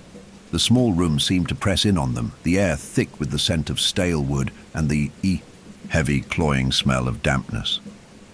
There was an unnatural stillness here, a silence that made the father's heart beat a little faster than usual. It was too quiet. They looked around, but there was no sign of anyone, no sign of life at all. "You see? Sure this place is?" The boy trailed off.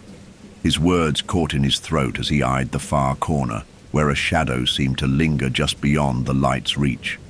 He was about to ask more, but his father raised a hand, silencing him. "Let's just wait here for a bit," the father said, his voice low, careful. He stepped further into the room, his boots creaking against the floorboards. He was trying to convince himself that the silence was simply due to the storm outside, the isolation of the cabin, the strange allure of its light drawing them in like moths to flame. But a creeping suspicion slithered through his thoughts, one he couldn't quite explain. The boy, still frozen by the doorway, glanced nervously at the window, his eyes widening. The glass was dark, obscured by sheets of rain, but something about it seemed off. It was as though the glass had eyes, or perhaps as if someone or something was watching them from within. The boy shifted uneasily, his gaze flickering back to his father. The unease was growing inside him like a growing storm in his chest. "Dad?" he whispered, his voice barely audible. The father didn't respond immediately, his attention still focused on the room. It was then that the light flickered once more, a brief, hesitant flash before it stabilized. A soft, distant creak filled the room. The boy couldn't explain it, but in that moment, he knew. They weren't alone. The father's instincts told him to leave the cabin. Something felt wrong, too wrong to ignore.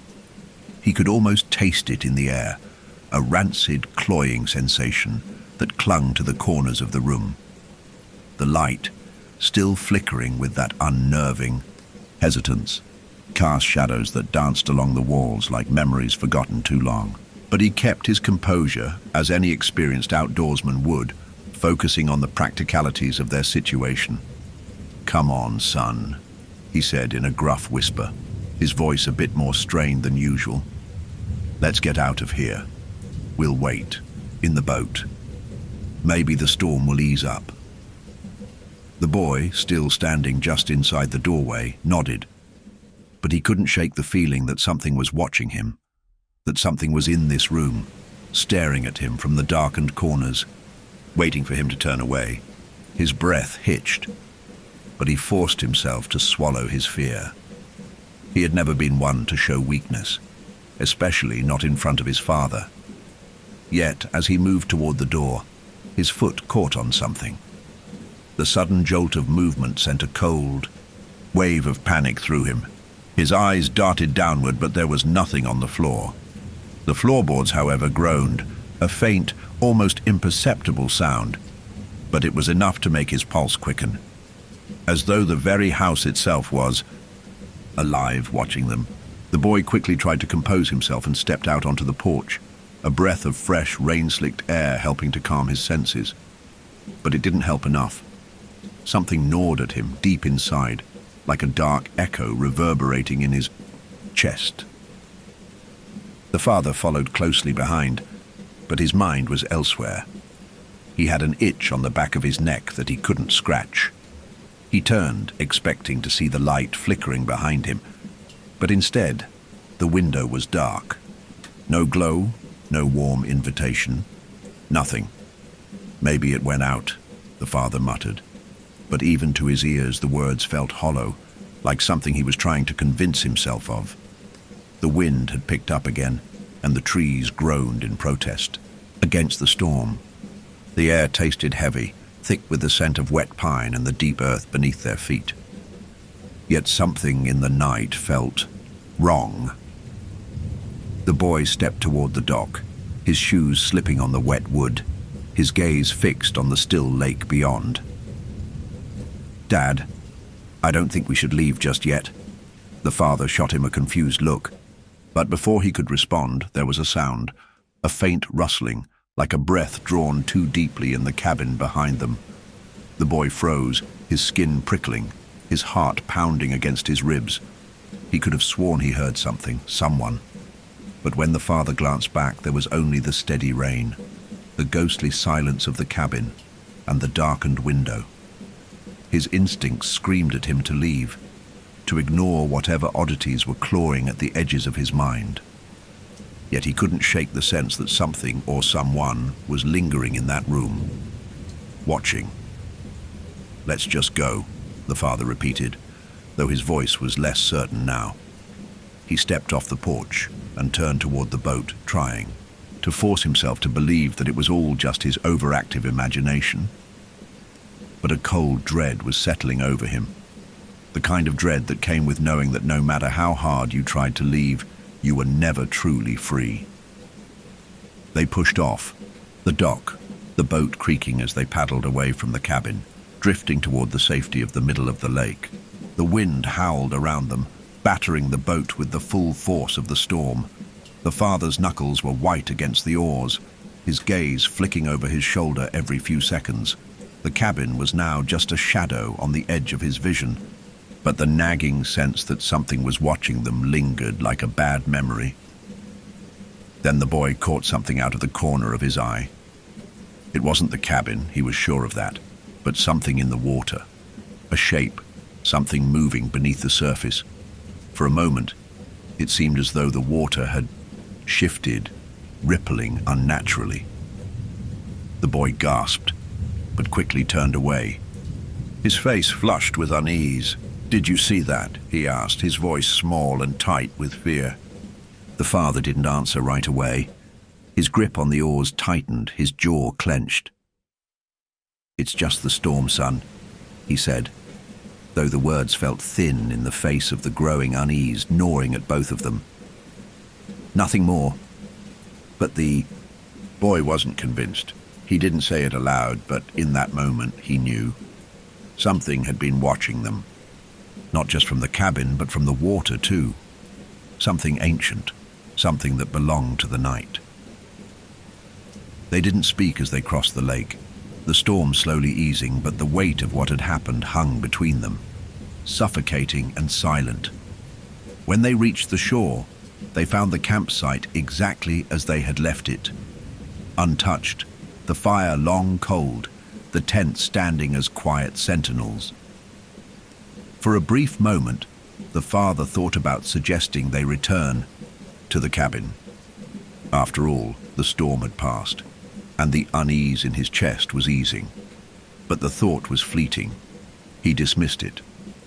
They set up camp again, the father trying to regain his composure. But the boy couldn't shake the memory of the light, the flickering, the strange stillness of the cabin. He found himself staring at the darkening sky, watching the clouds roll back in like the opening of a door to a place that was better left closed. The father settled into his chair by the fire, rubbing his hands together for warmth. But there was no warmth to be found in the crackling fire. Something was off about it. The light from the flames danced uneasily across the trees, casting deep shadows that twisted unnaturally. The boy, unable to sleep, lay on his back, staring up at the stars. The night was eerily still now, the wind having died down completely. The forest was silent, save for the occasional creak of a branch or the whisper of leaves. There was a strange weight in the air, a silence that pressed in from all sides. It felt as though the night itself was holding its breath, waiting for something to happen. And then, just as the boy was about to close his eyes, he heard it. A faint creak, A shift in the trees behind their camp. A whisper, almost imperceptible, but unmistakably there. He sat up, heart pounding. His breath came in shallow gasps as he glanced toward the edge of the trees, but there was nothing there. "Dad?" he whispered, his voice trembling. The father, his face gaunt in the dim light of the fire, didn't respond. The boy reached over to shake him, but as his hand brushed against his father's arm, he froze. His father's eyes were wide open, staring into the fire, but his gaze was empty, unfocused. It was as though he wasn't seeing anything at all. The boy's pulse quickened as he watched his father's chest rise and fall in shallow breaths, his expression frozen in a look of horror. "Dad?" the boy repeated louder now, panic creeping into his voice. And then, as though sensing something the boy couldn't see, the father's eyes slowly turned to him, the pupils dilated, his lips barely moving as he whispered something that sent a chill straight through the boy's bones. "Don't go back to the cabin." The words hung in the air, a warning that reverberated in the boy's mind. And as he turned to look back toward the lake, he realized with a sickening certainty that they weren't alone anymore. The cabin had never left them. The boy didn't sleep that night. Every time he closed his eyes, he saw the cabin, its dark windows, the faint flicker of the light, the impossible stillness inside. He could hear his father's whisper echoing in his mind like a warning bell. Don't go back to the cabin. But what could he do? The storm had passed and morning was creeping over the horizon, turning the sky a muted grey. The lake lay before them, still and silent, shrouded in mist that clung to the water like a shroud. The cabin stood out there on the shore, just a silhouette against the rising sun, but the memory of it gnawed at his mind. He couldn't shake the feeling that they were being watched by something that didn't belong, something far older than the trees or the stones that lined the lake. The boy glanced over at his father, who was still sitting by the fire, his eyes distant and lost in some thought that the boy couldn't reach. His father's face was pale, his jaw tight, as though some unseen weight was pressing down on him. The unease that had crept into the boy's chest the night before was now mirrored in his father's demeanor, as though the man was struggling to hold on to something that was slipping through his fingers, just out of reach. "Are you okay, Dad?" the boy asked, his voice barely above a whisper. His father didn't respond immediately. He just stared into the fire, his eyes locked on the shifting flames, his expression unreadable. The boy's gut twisted as he watched him. His father, always strong, always steady, seemed so fragile now. His entire being was weighed down by something the boy couldn't see, something that had changed overnight. Finally, the father's gaze shifted.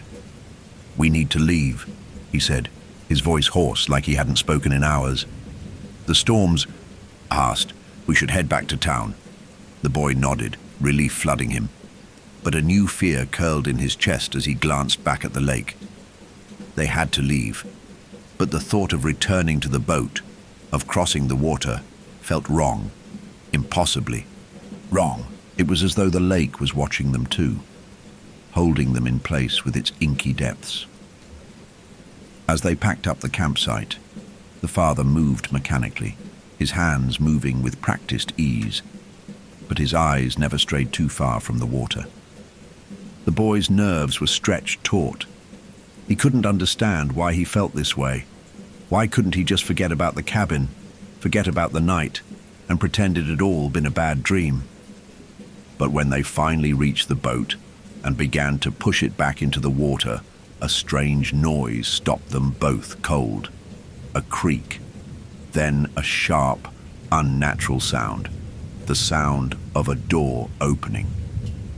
The father's hand froze on the oar, his eyes widening. The boy's stomach dropped.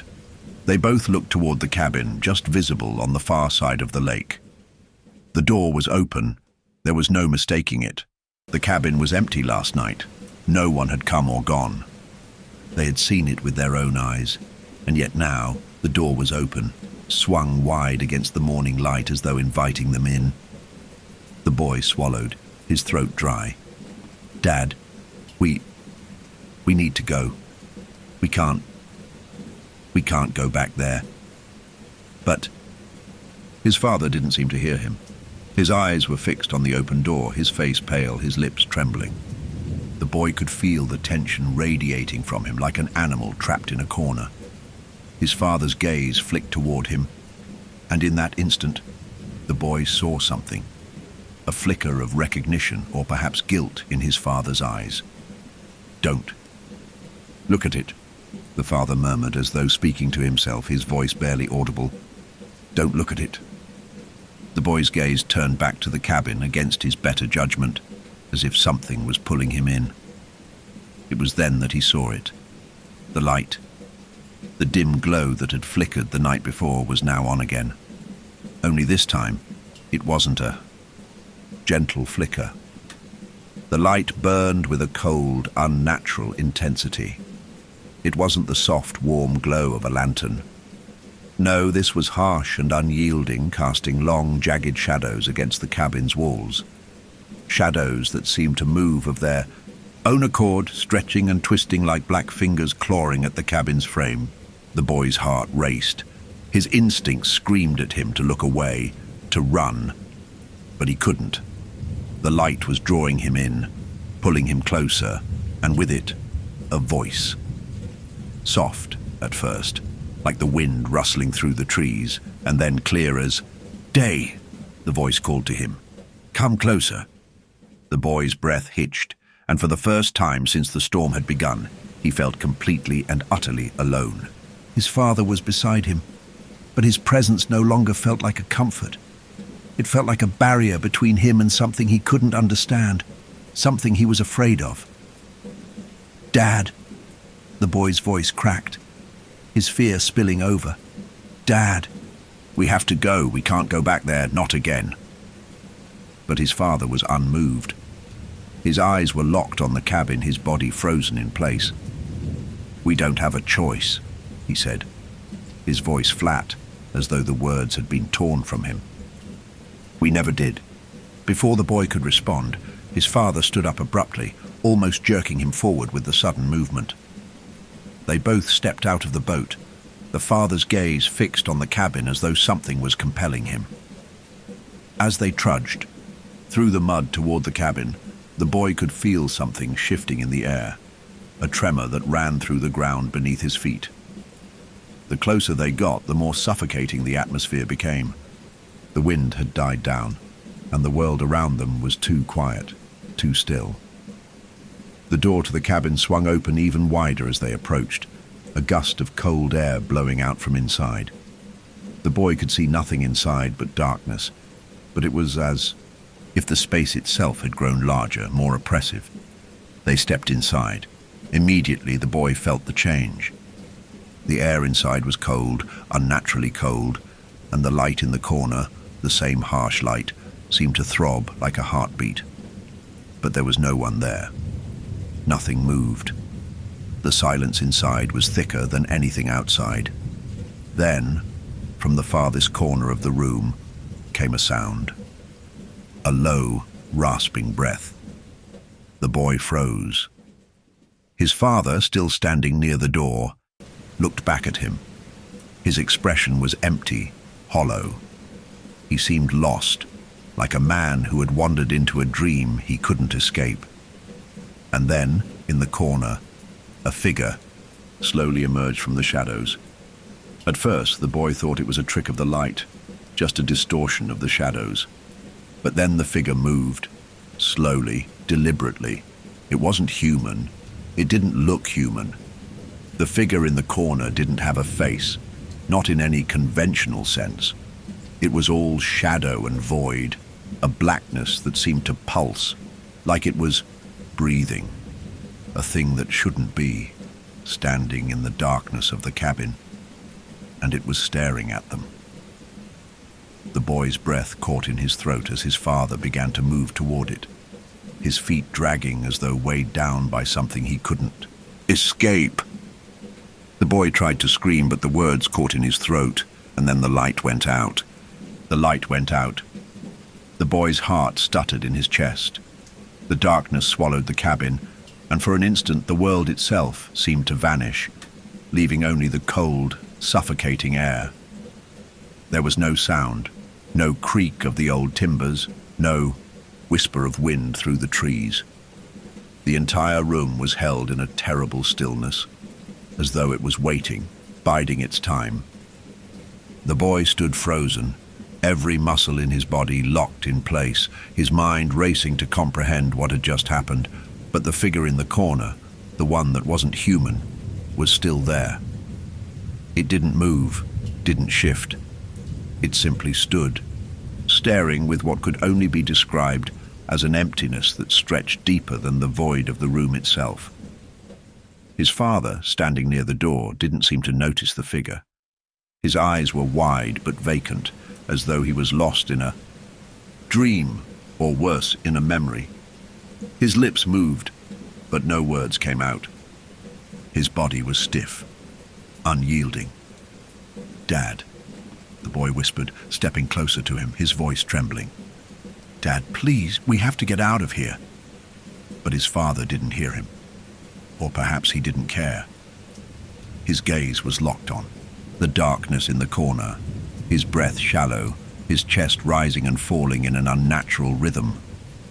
It was as though something was pulling him in, something invisible but undeniable. The boy felt the coldness in the air deepen, a prickling sensation that crawled up his spine. The darkness in the corner wasn't just shadow anymore. It had substance. It was moving, pulsing with life, or something like it.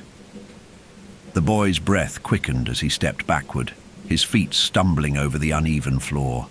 His father, still unmoving, whispered in a voice that seemed to echo from some faraway place. "It's here. It's always been here." The boy didn't understand. He didn't want to understand. All he knew was that something terrible was happening, something that had nothing to do with the storm or the cabin. Then, a sound, a low, guttering breath. The boy turned his head sharply, his pulse racing. The figure in the corner shifted, slowly. It moved forward, one step at a time, as though it was testing the space between them. Its form was amorphous, a shape constantly changing, a blackness that stretched and shifted like smoke, its edges writhing. And then, the boy saw it, just for a second, the outline of something that almost resembled a face, but it was wrong. The eyes were hollow, endless pits that stared directly at him, pulling him into a void where nothing could escape. The boy stumbled back, nearly falling, but his father was still staring at it, his body rigid, his eyes unfocused. "Dad, please," the boy cried, stepping toward him, but his voice barely made it past his lips. And then, just as the thing seemed to reach out toward them, the boy heard something, an unbearable sound. A low scraping noise, the scraping of metal against stone, slow and deliberate, like nails against a chalkboard, each pull more agonizing than the last. It was coming from outside. The boy turned quickly, his heart nearly leaping from his chest. He looked through the open door, and there, across the lake, he saw it. The cabin. The light was on again, but this time it wasn't flickering. It burned brightly, casting long, jagged shadows across the trees, illuminating the shape of a figure standing just behind the window, the figure that had been watching them all along. The boy's breath caught in his throat. The figure's eyes, those hollow, empty pits, were fixed on them, unwavering, as though it had been waiting for them to notice. He felt the presence of the thing behind them, the shadow that had been feeding on their fear, merge with the presence of the figure across the lake. It was all connected, all of it, the cabin, the entity, his father, and himself. It was as though they had always been tied to it, woven into a story they had no control over. And then, just as he thought he might lose himself entirely to the weight of the darkness, his father moved. Slowly, stiffly, as if being controlled by something unseen. He turned, his eyes still vacant, and he walked toward the door, toward the cabin, as though drawn by an invisible thread. "Dad!" the boy cried out, but his voice faltered. "Dad, please don't." But it was too late.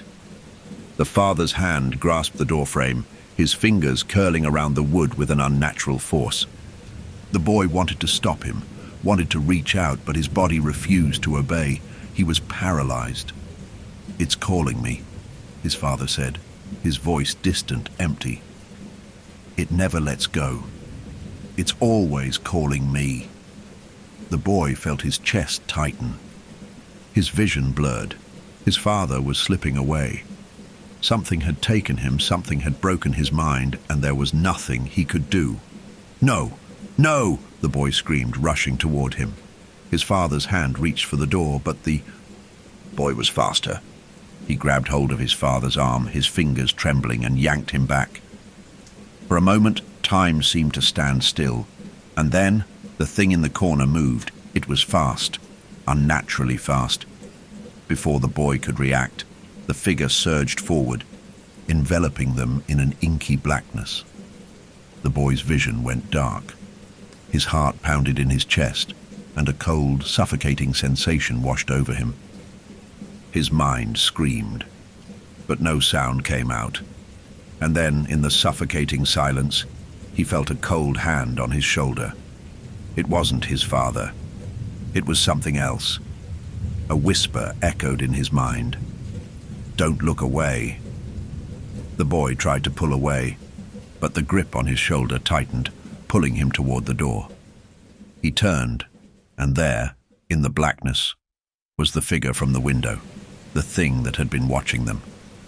It wasn't human. It wasn't anything. It was a shadow of something, ancient, something hungry, and it was inside the cabin now. He had to get out. They had to leave. But his legs wouldn't move. His heart, already in overdrive, raced faster. His breath came in shallow gasps. The walls of the cabin were closing in, suffocating him. The figure whispered again. "Don't look away." The boy tried to tear himself from its grip, but the shadow was too strong. It pulled him toward the door, his feet dragging against the floor, his pulse pounding in his ears. The darkness around him deepened, swallowing everything. And then the door slammed shut behind them. The door slammed shut behind them with a resounding thud, the sound reverberating through the room like a final unspoken command. The boy's heart thundered in his chest, but the force of the blow had knocked the wind from his lungs. His breath was shallow, erratic. The air inside the cabin was thick now, heavy, suffocating, as if the very walls were closing in on them. It wasn't just the darkness that surrounded them anymore. It was something far worse. The figure, the thing that had been lurking in the shadows, was gone. But the sense of its presence remained.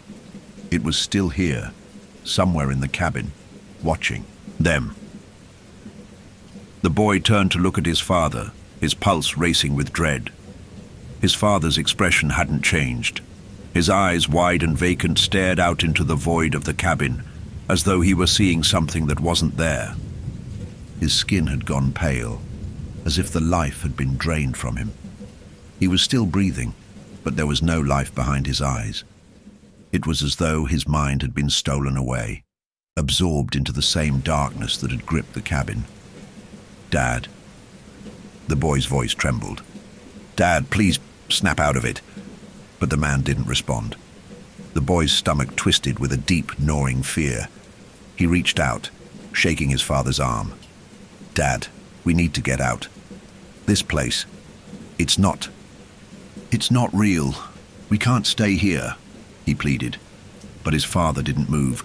The boy's hand gripped his father's arm tighter, but it was like holding onto a lifeless shell. A chill ran down his spine. Something was terribly wrong. His father wasn't just paralyzed with fear. He was gone, lost. It was as if the man before him was a reflection of the person he used to be, an echo of someone who had long since faded away. The cabin seemed to be holding its breath in the distance. The boy heard a creak, soft, almost imperceptible, followed by a shuffling sound. His eyes snapped toward the corner of the room where the figure had once been. The air seemed to tremble, as if something was shifting in the shadows. The boy could feel the presence growing stronger, suffocating him with its oppressive weight. He spun around, searching for an escape. There had to be a way out. There had to be. But the walls, once familiar, seemed to stretch and shift. The room wasn't the same anymore. It was like it had grown larger, the space warping and bending, the very air thickening with dread.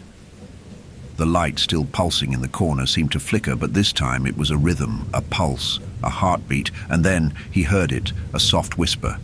"Come closer." The boy's blood ran cold. It was the same voice, the same invitation. But it wasn't an invitation at all. It was a command.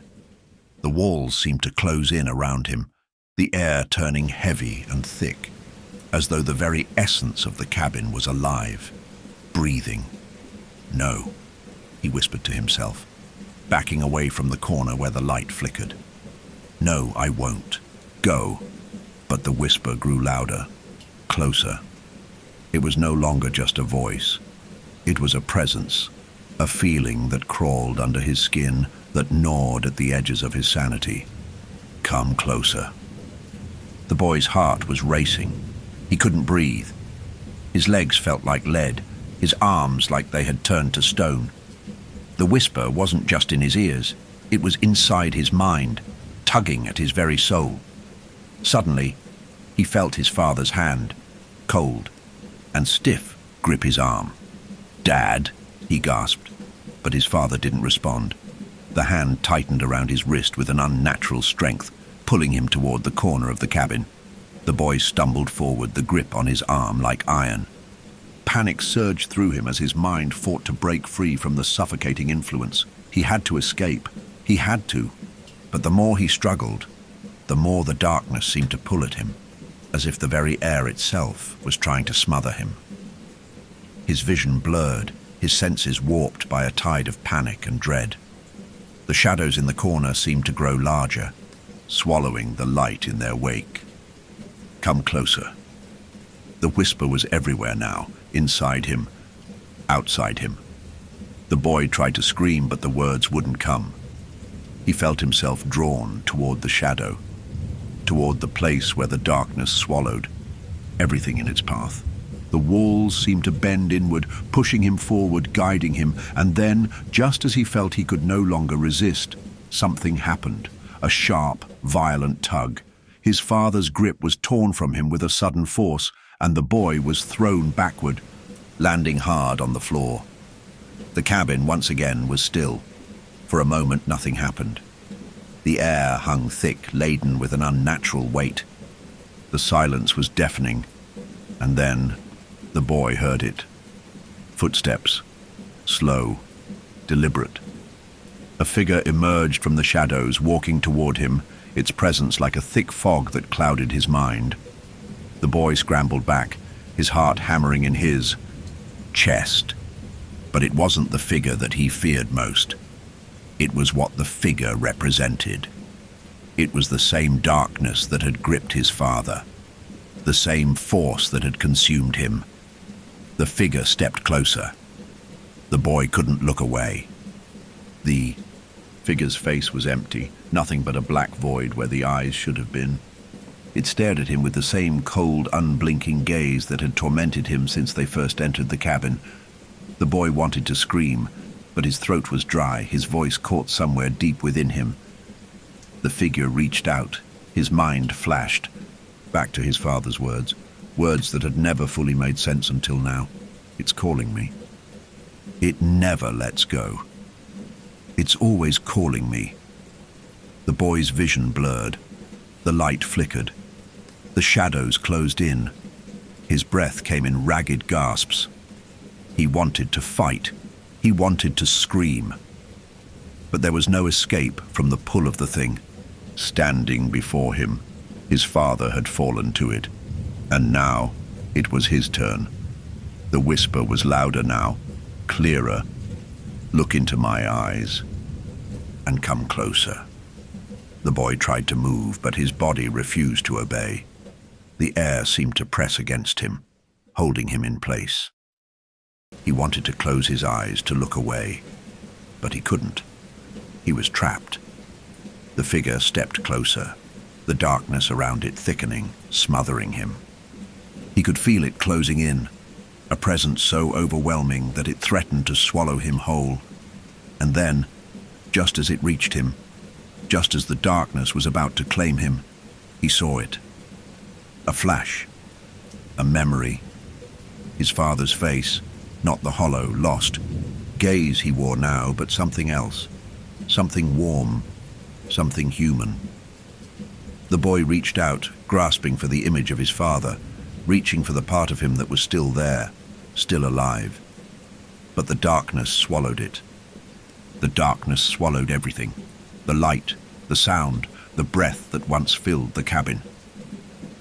The boy's heart thudded in his chest as the figure inched closer, its presence becoming so thick and oppressive that it was all he could do to keep his mind intact. He felt as though the air had turned to liquid, suffocating him, pushing him further into the depths of the cabin's grip. The shadows pulled at him like tendrils of fear, wrapping themselves around his body, anchoring him in place. He couldn't move, couldn't escape. But then, just as the figure reached out to claim him, something changed. The air shifted, subtle at first, but unmistakable. It was as if the walls themselves exhaled a long, mournful sigh. The oppressive weight of the darkness faltered, like the tide pulling back before a storm. The boy's breath caught in his throat as his eyes focused on the thing before him. It wasn't the figure from the window. It wasn't the shadow that had tormented them for days. This was something else entirely. The darkness recoiled, retreating, into the farthest corner of the room, leaving behind only the faintest glimmer of light, the same light that had flickered since their arrival. The boy's mind raced, but his body, his frozen body, couldn't quite comprehend what had just happened. And then the figure spoke. Its voice was no longer a whisper. It was clear, sharp, and cutting through the silence with an unnatural calm. "You think you can escape it? You think you can leave?" The boy's eyes widened, and the words hit him like a physical blow. The voice wasn't just some distant echo, it was his father's. It came from the man standing before him, the man whose body had become a vessel for something far darker. The boy's heart skipped a beat as the figure, his father, slowly turned to face him, its face still empty, hollow. The blackness of the figure's eyes swallowed everything. There was no humanity left in that gaze. Only the void, but in that moment the boy understood. It wasn't his father standing before him. It was something that had taken his father's place, wearing his skin, his voice, his very soul. Something that had been feeding on the grief and loss that had always been with them, pulling them closer to the cabin. "It never lets go," the boy whispered, his voice breaking. It was never just the storm, was it?" His words trembled in the silence. The air felt heavy with the realization, the full weight of what had been drawing them here. The boy's mind flashed back to the long, dark drives through the woods, to the loneliness that had always lived between them, to the loss that had haunted them ever since they had come to this place. His father's pain, his own buried fear, the things left unsaid. All of it had been feeding the entity, drawing it closer to them. The cabin hadn't just been a place. It was a reflection of everything they had left behind, a mirror to their grief and the terror that had always lurked beneath the surface. The figure in his father's form didn't respond immediately. Instead, it slowly walked toward the boy, each step deliberate, the room vibrating with an energy that was dark and ancient. As it moved, The shadow seemed to recoil, not daring to touch it. It was as though the very darkness feared it. The boy's mind screamed for him to move, but he couldn't. His limbs felt like stone, his heart pounding in his chest like an ominous drum. He could feel the walls closing in again, the weight of the cabin pressing on him, suffocating him. And yet, despite the fear twisting in his gut, he understood now. This was his choice. "You are the cabin," the boy whispered hoarsely. "You've always been here, haven't you?" The figure stopped just in front of him. The hollow eyes stared down at him with an unblinking, implacable force. The boy's breath came in shallow gasps, but there was no escape from the truth. Yes, the voice, the thing in his father's voice, responded, its tone deep and almost sorrowful. "I am what you left behind, what you never faced. I am the grief you both carry, the loss, the unspoken pain that lingers like a shadow. I have always been here, waiting for you to come back." The boy's body shuddered, his legs shaking beneath him as the weight of it all crashed into his chest. He could feel the cabin, the entity, inside him now, crawling through his thoughts, wrapping around his mind. He could feel the coldness of it, the emptiness of it, the way it seemed to absorb everything. His father had been drawn to it, had been consumed by it. And now, it sought him too.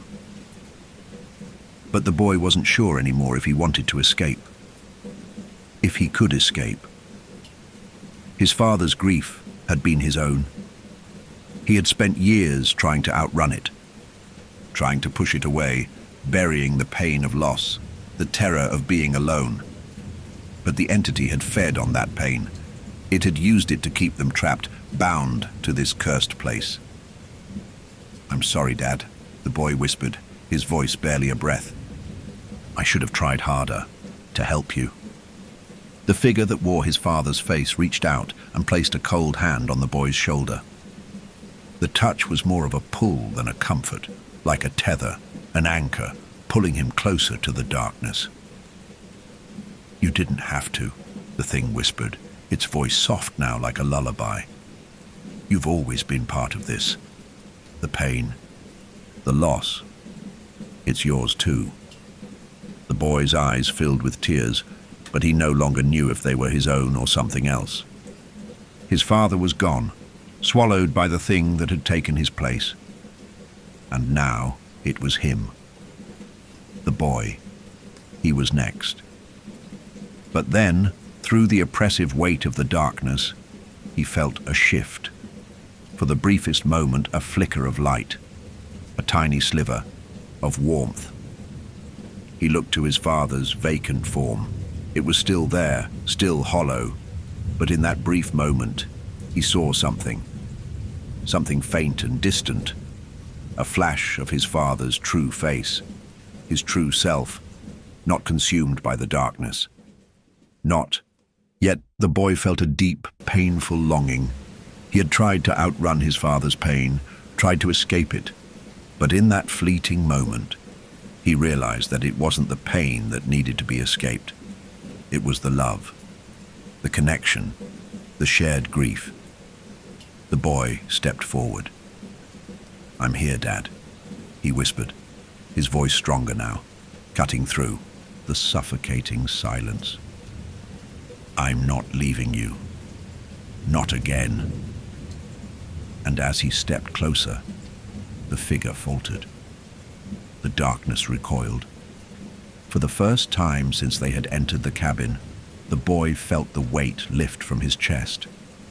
The shadows retreated, the air cleared, and as he stood there, looking into his father's hollow eyes, he knew that this was the final choice, the final step. The darkness could no longer hold them. But as the light slowly began to return, the boy understood something else, something deep and terrible. The cabin had been waiting for them all along. And now, as the light flickered once more, it would never truly let go. The story ends on a haunting note. with the boy realizing the deep, undeniable connection to the cabin and the grief that binds them both to its cursed existence. The cabin, as it always was, will remain, forever a part of them. The boy stood in the center of the cabin, his heart still racing, but his mind clearer than it had been in years. The suffocating darkness had begun to lift, but the weight of the moment, of the revelation, still clung to him like a heavy fog.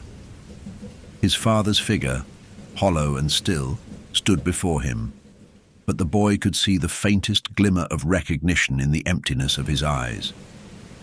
The thing that had worn his father's face had faltered for a moment, but it wasn't gone. Not, yet it lingered, waiting, like a shadow that couldn't be fully erased. The boy's breath hitched. He could still feel the pull of it, the oppressive force that had wrapped itself around him, entwining his thoughts, his memories, the very core of his being. The shadows whispered in his ears, but now they no longer seemed like threats. They felt like invitations, calls to return to the darkness, to let it consume him as it had his father. But he wouldn't go. He couldn't. The boy's hand trembled as he reached out toward the figure, but he stopped just before his fingers touched the cold, lifeless form. The air was heavy, thick with regret and sorrow. This place, the cabin, had always been their prison. The loss, the grief, the unspeakable pain that had haunted both of them had fed the entity, fed the darkness. And now, standing here, the boy understood. The cabin was not just a place. It was a mirror, a reflection of everything they had hidden inside. "Dad," the boy whispered, his voice raw with emotion. "I never understood. I thought if I just kept going, if I just kept pretending, I could outrun it, outrun the loss, the pain." The silence hung thick in the air, the boy's words hanging like a curse, unanswered by his father's hollow gaze. But the boy had finally come to realize something profound. The thing that had consumed his father was not some external force. It wasn't just the cabin. It wasn't the shadow. It was their grief, their unresolved pain, and it had taken root deep inside them both, festering in the dark corners of their hearts. The boy had inherited that grief just as surely as he had inherited his father's eyes. The shadows had fed on their shared sorrow. It had drawn them back to this place over and over again. "I can't keep running," the boy whispered to himself, his words barely a breath. He stood taller now, feeling the weight of his own resolve. The shadows began to shrink, their power weakening as he faced them head-on. He wasn't sure how it happened or why, but he knew this was the moment. The choice that had always been, lurking just beneath the surface, was now impossible to ignore. The boy stepped closer to his father's still form, his hands shaking, but he pushed forward. "I'm sorry, Dad," he said, his voice a soft plea. "I should have been there. I should have seen it. You needed me, and I couldn't. I couldn't see what was happening." His father didn't answer, of course. His body was nothing, more than a vessel for the entity now, a hollow shell. But in the boy's heart, a surge of understanding rushed through him, the grief and guilt that had held him prisoner for so long, finally being acknowledged, finally being faced. And with it, the darkness that had haunted him, had haunted them both, began to dissipate. "Let go." The voice came from behind him, but it wasn't his father.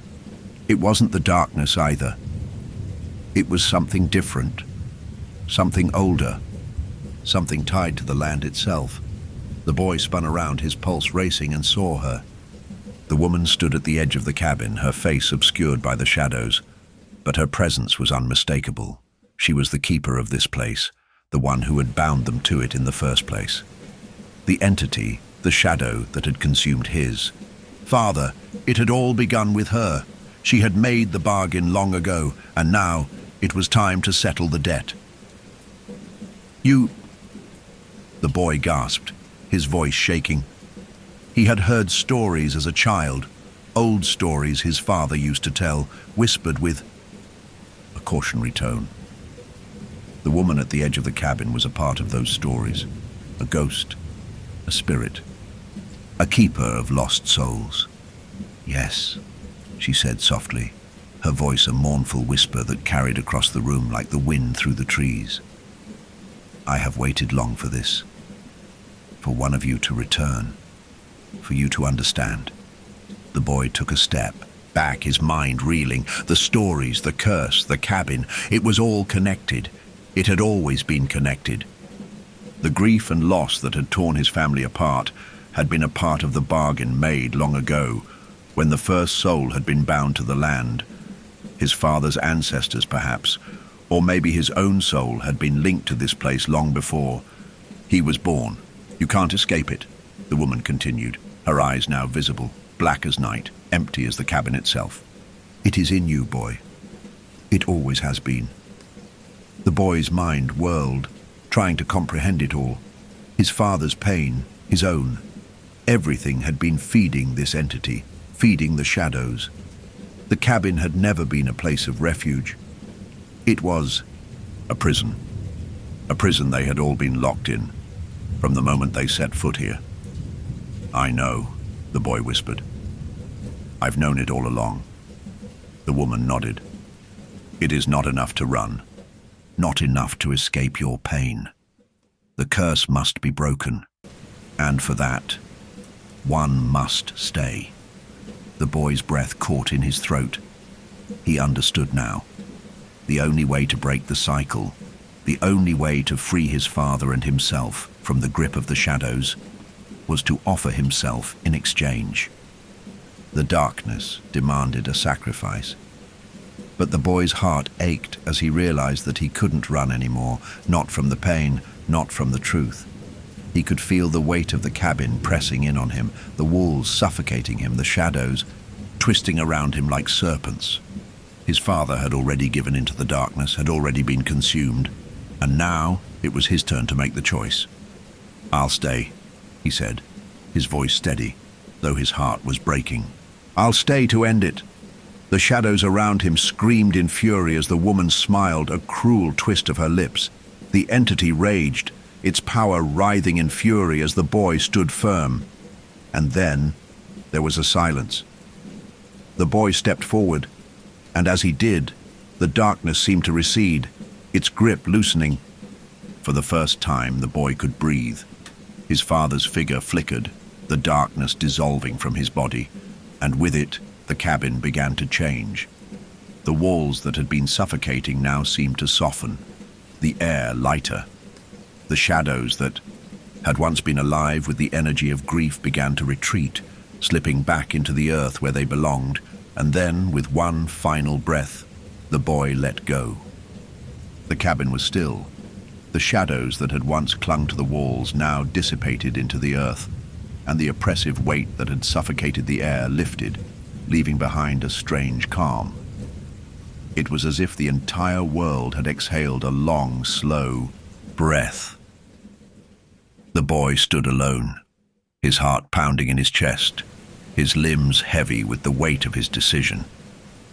The figure of his father, once consumed by darkness, now stood in the center of the room, flickering like a fading memory. His face, no longer a hollow mask, but a reflection of the man he used to be.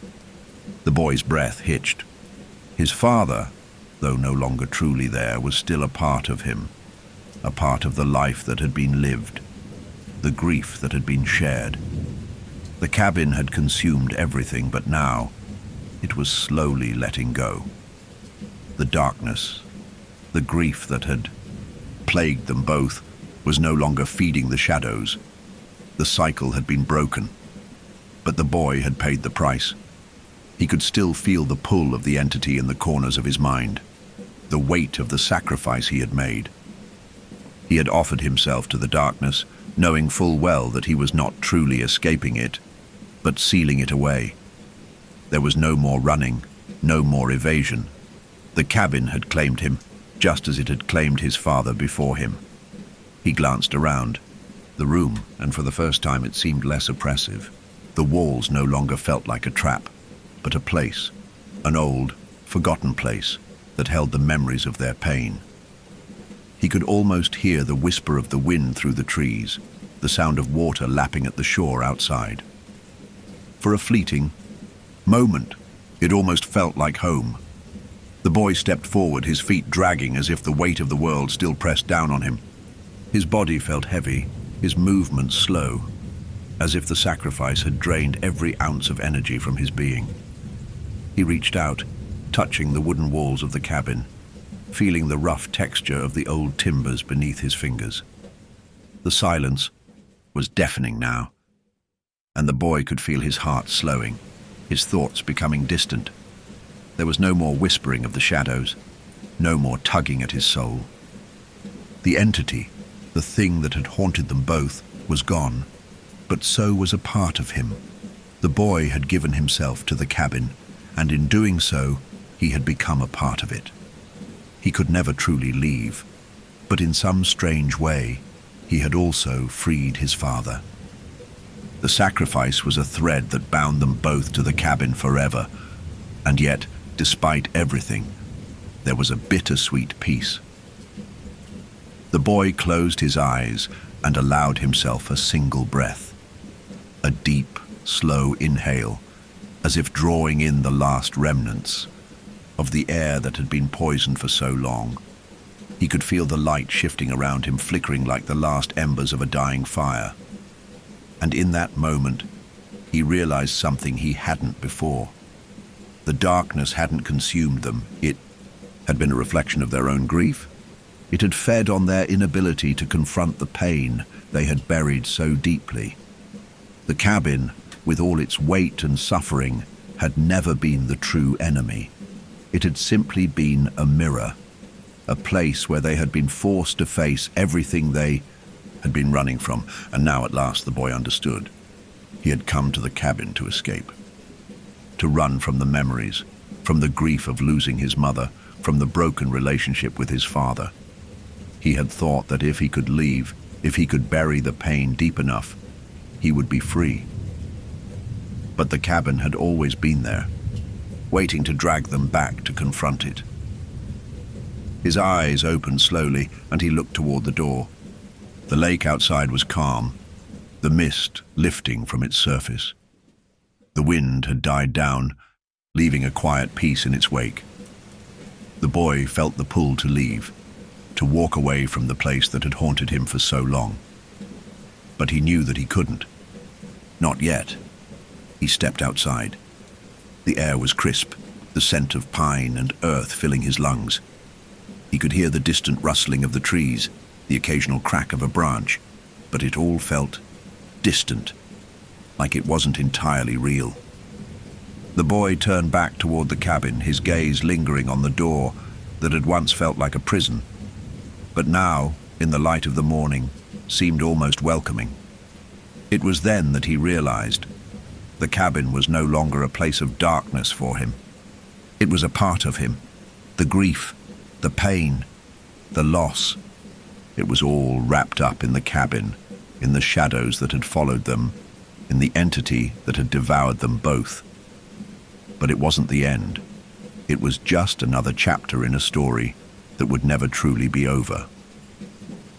The boy stood at the edge of the lake, feeling the cool water lap at his boots, and for the first time in years, he felt the weight of everything that had happened. The sacrifice, the loss, the redemption. He had given up something of himself to save his father, to free them both from the darkness that had consumed them. But in the end, he understood the true cost. As he stood there, the wind stirred again, this time gently, and the boy realized he was no longer alone.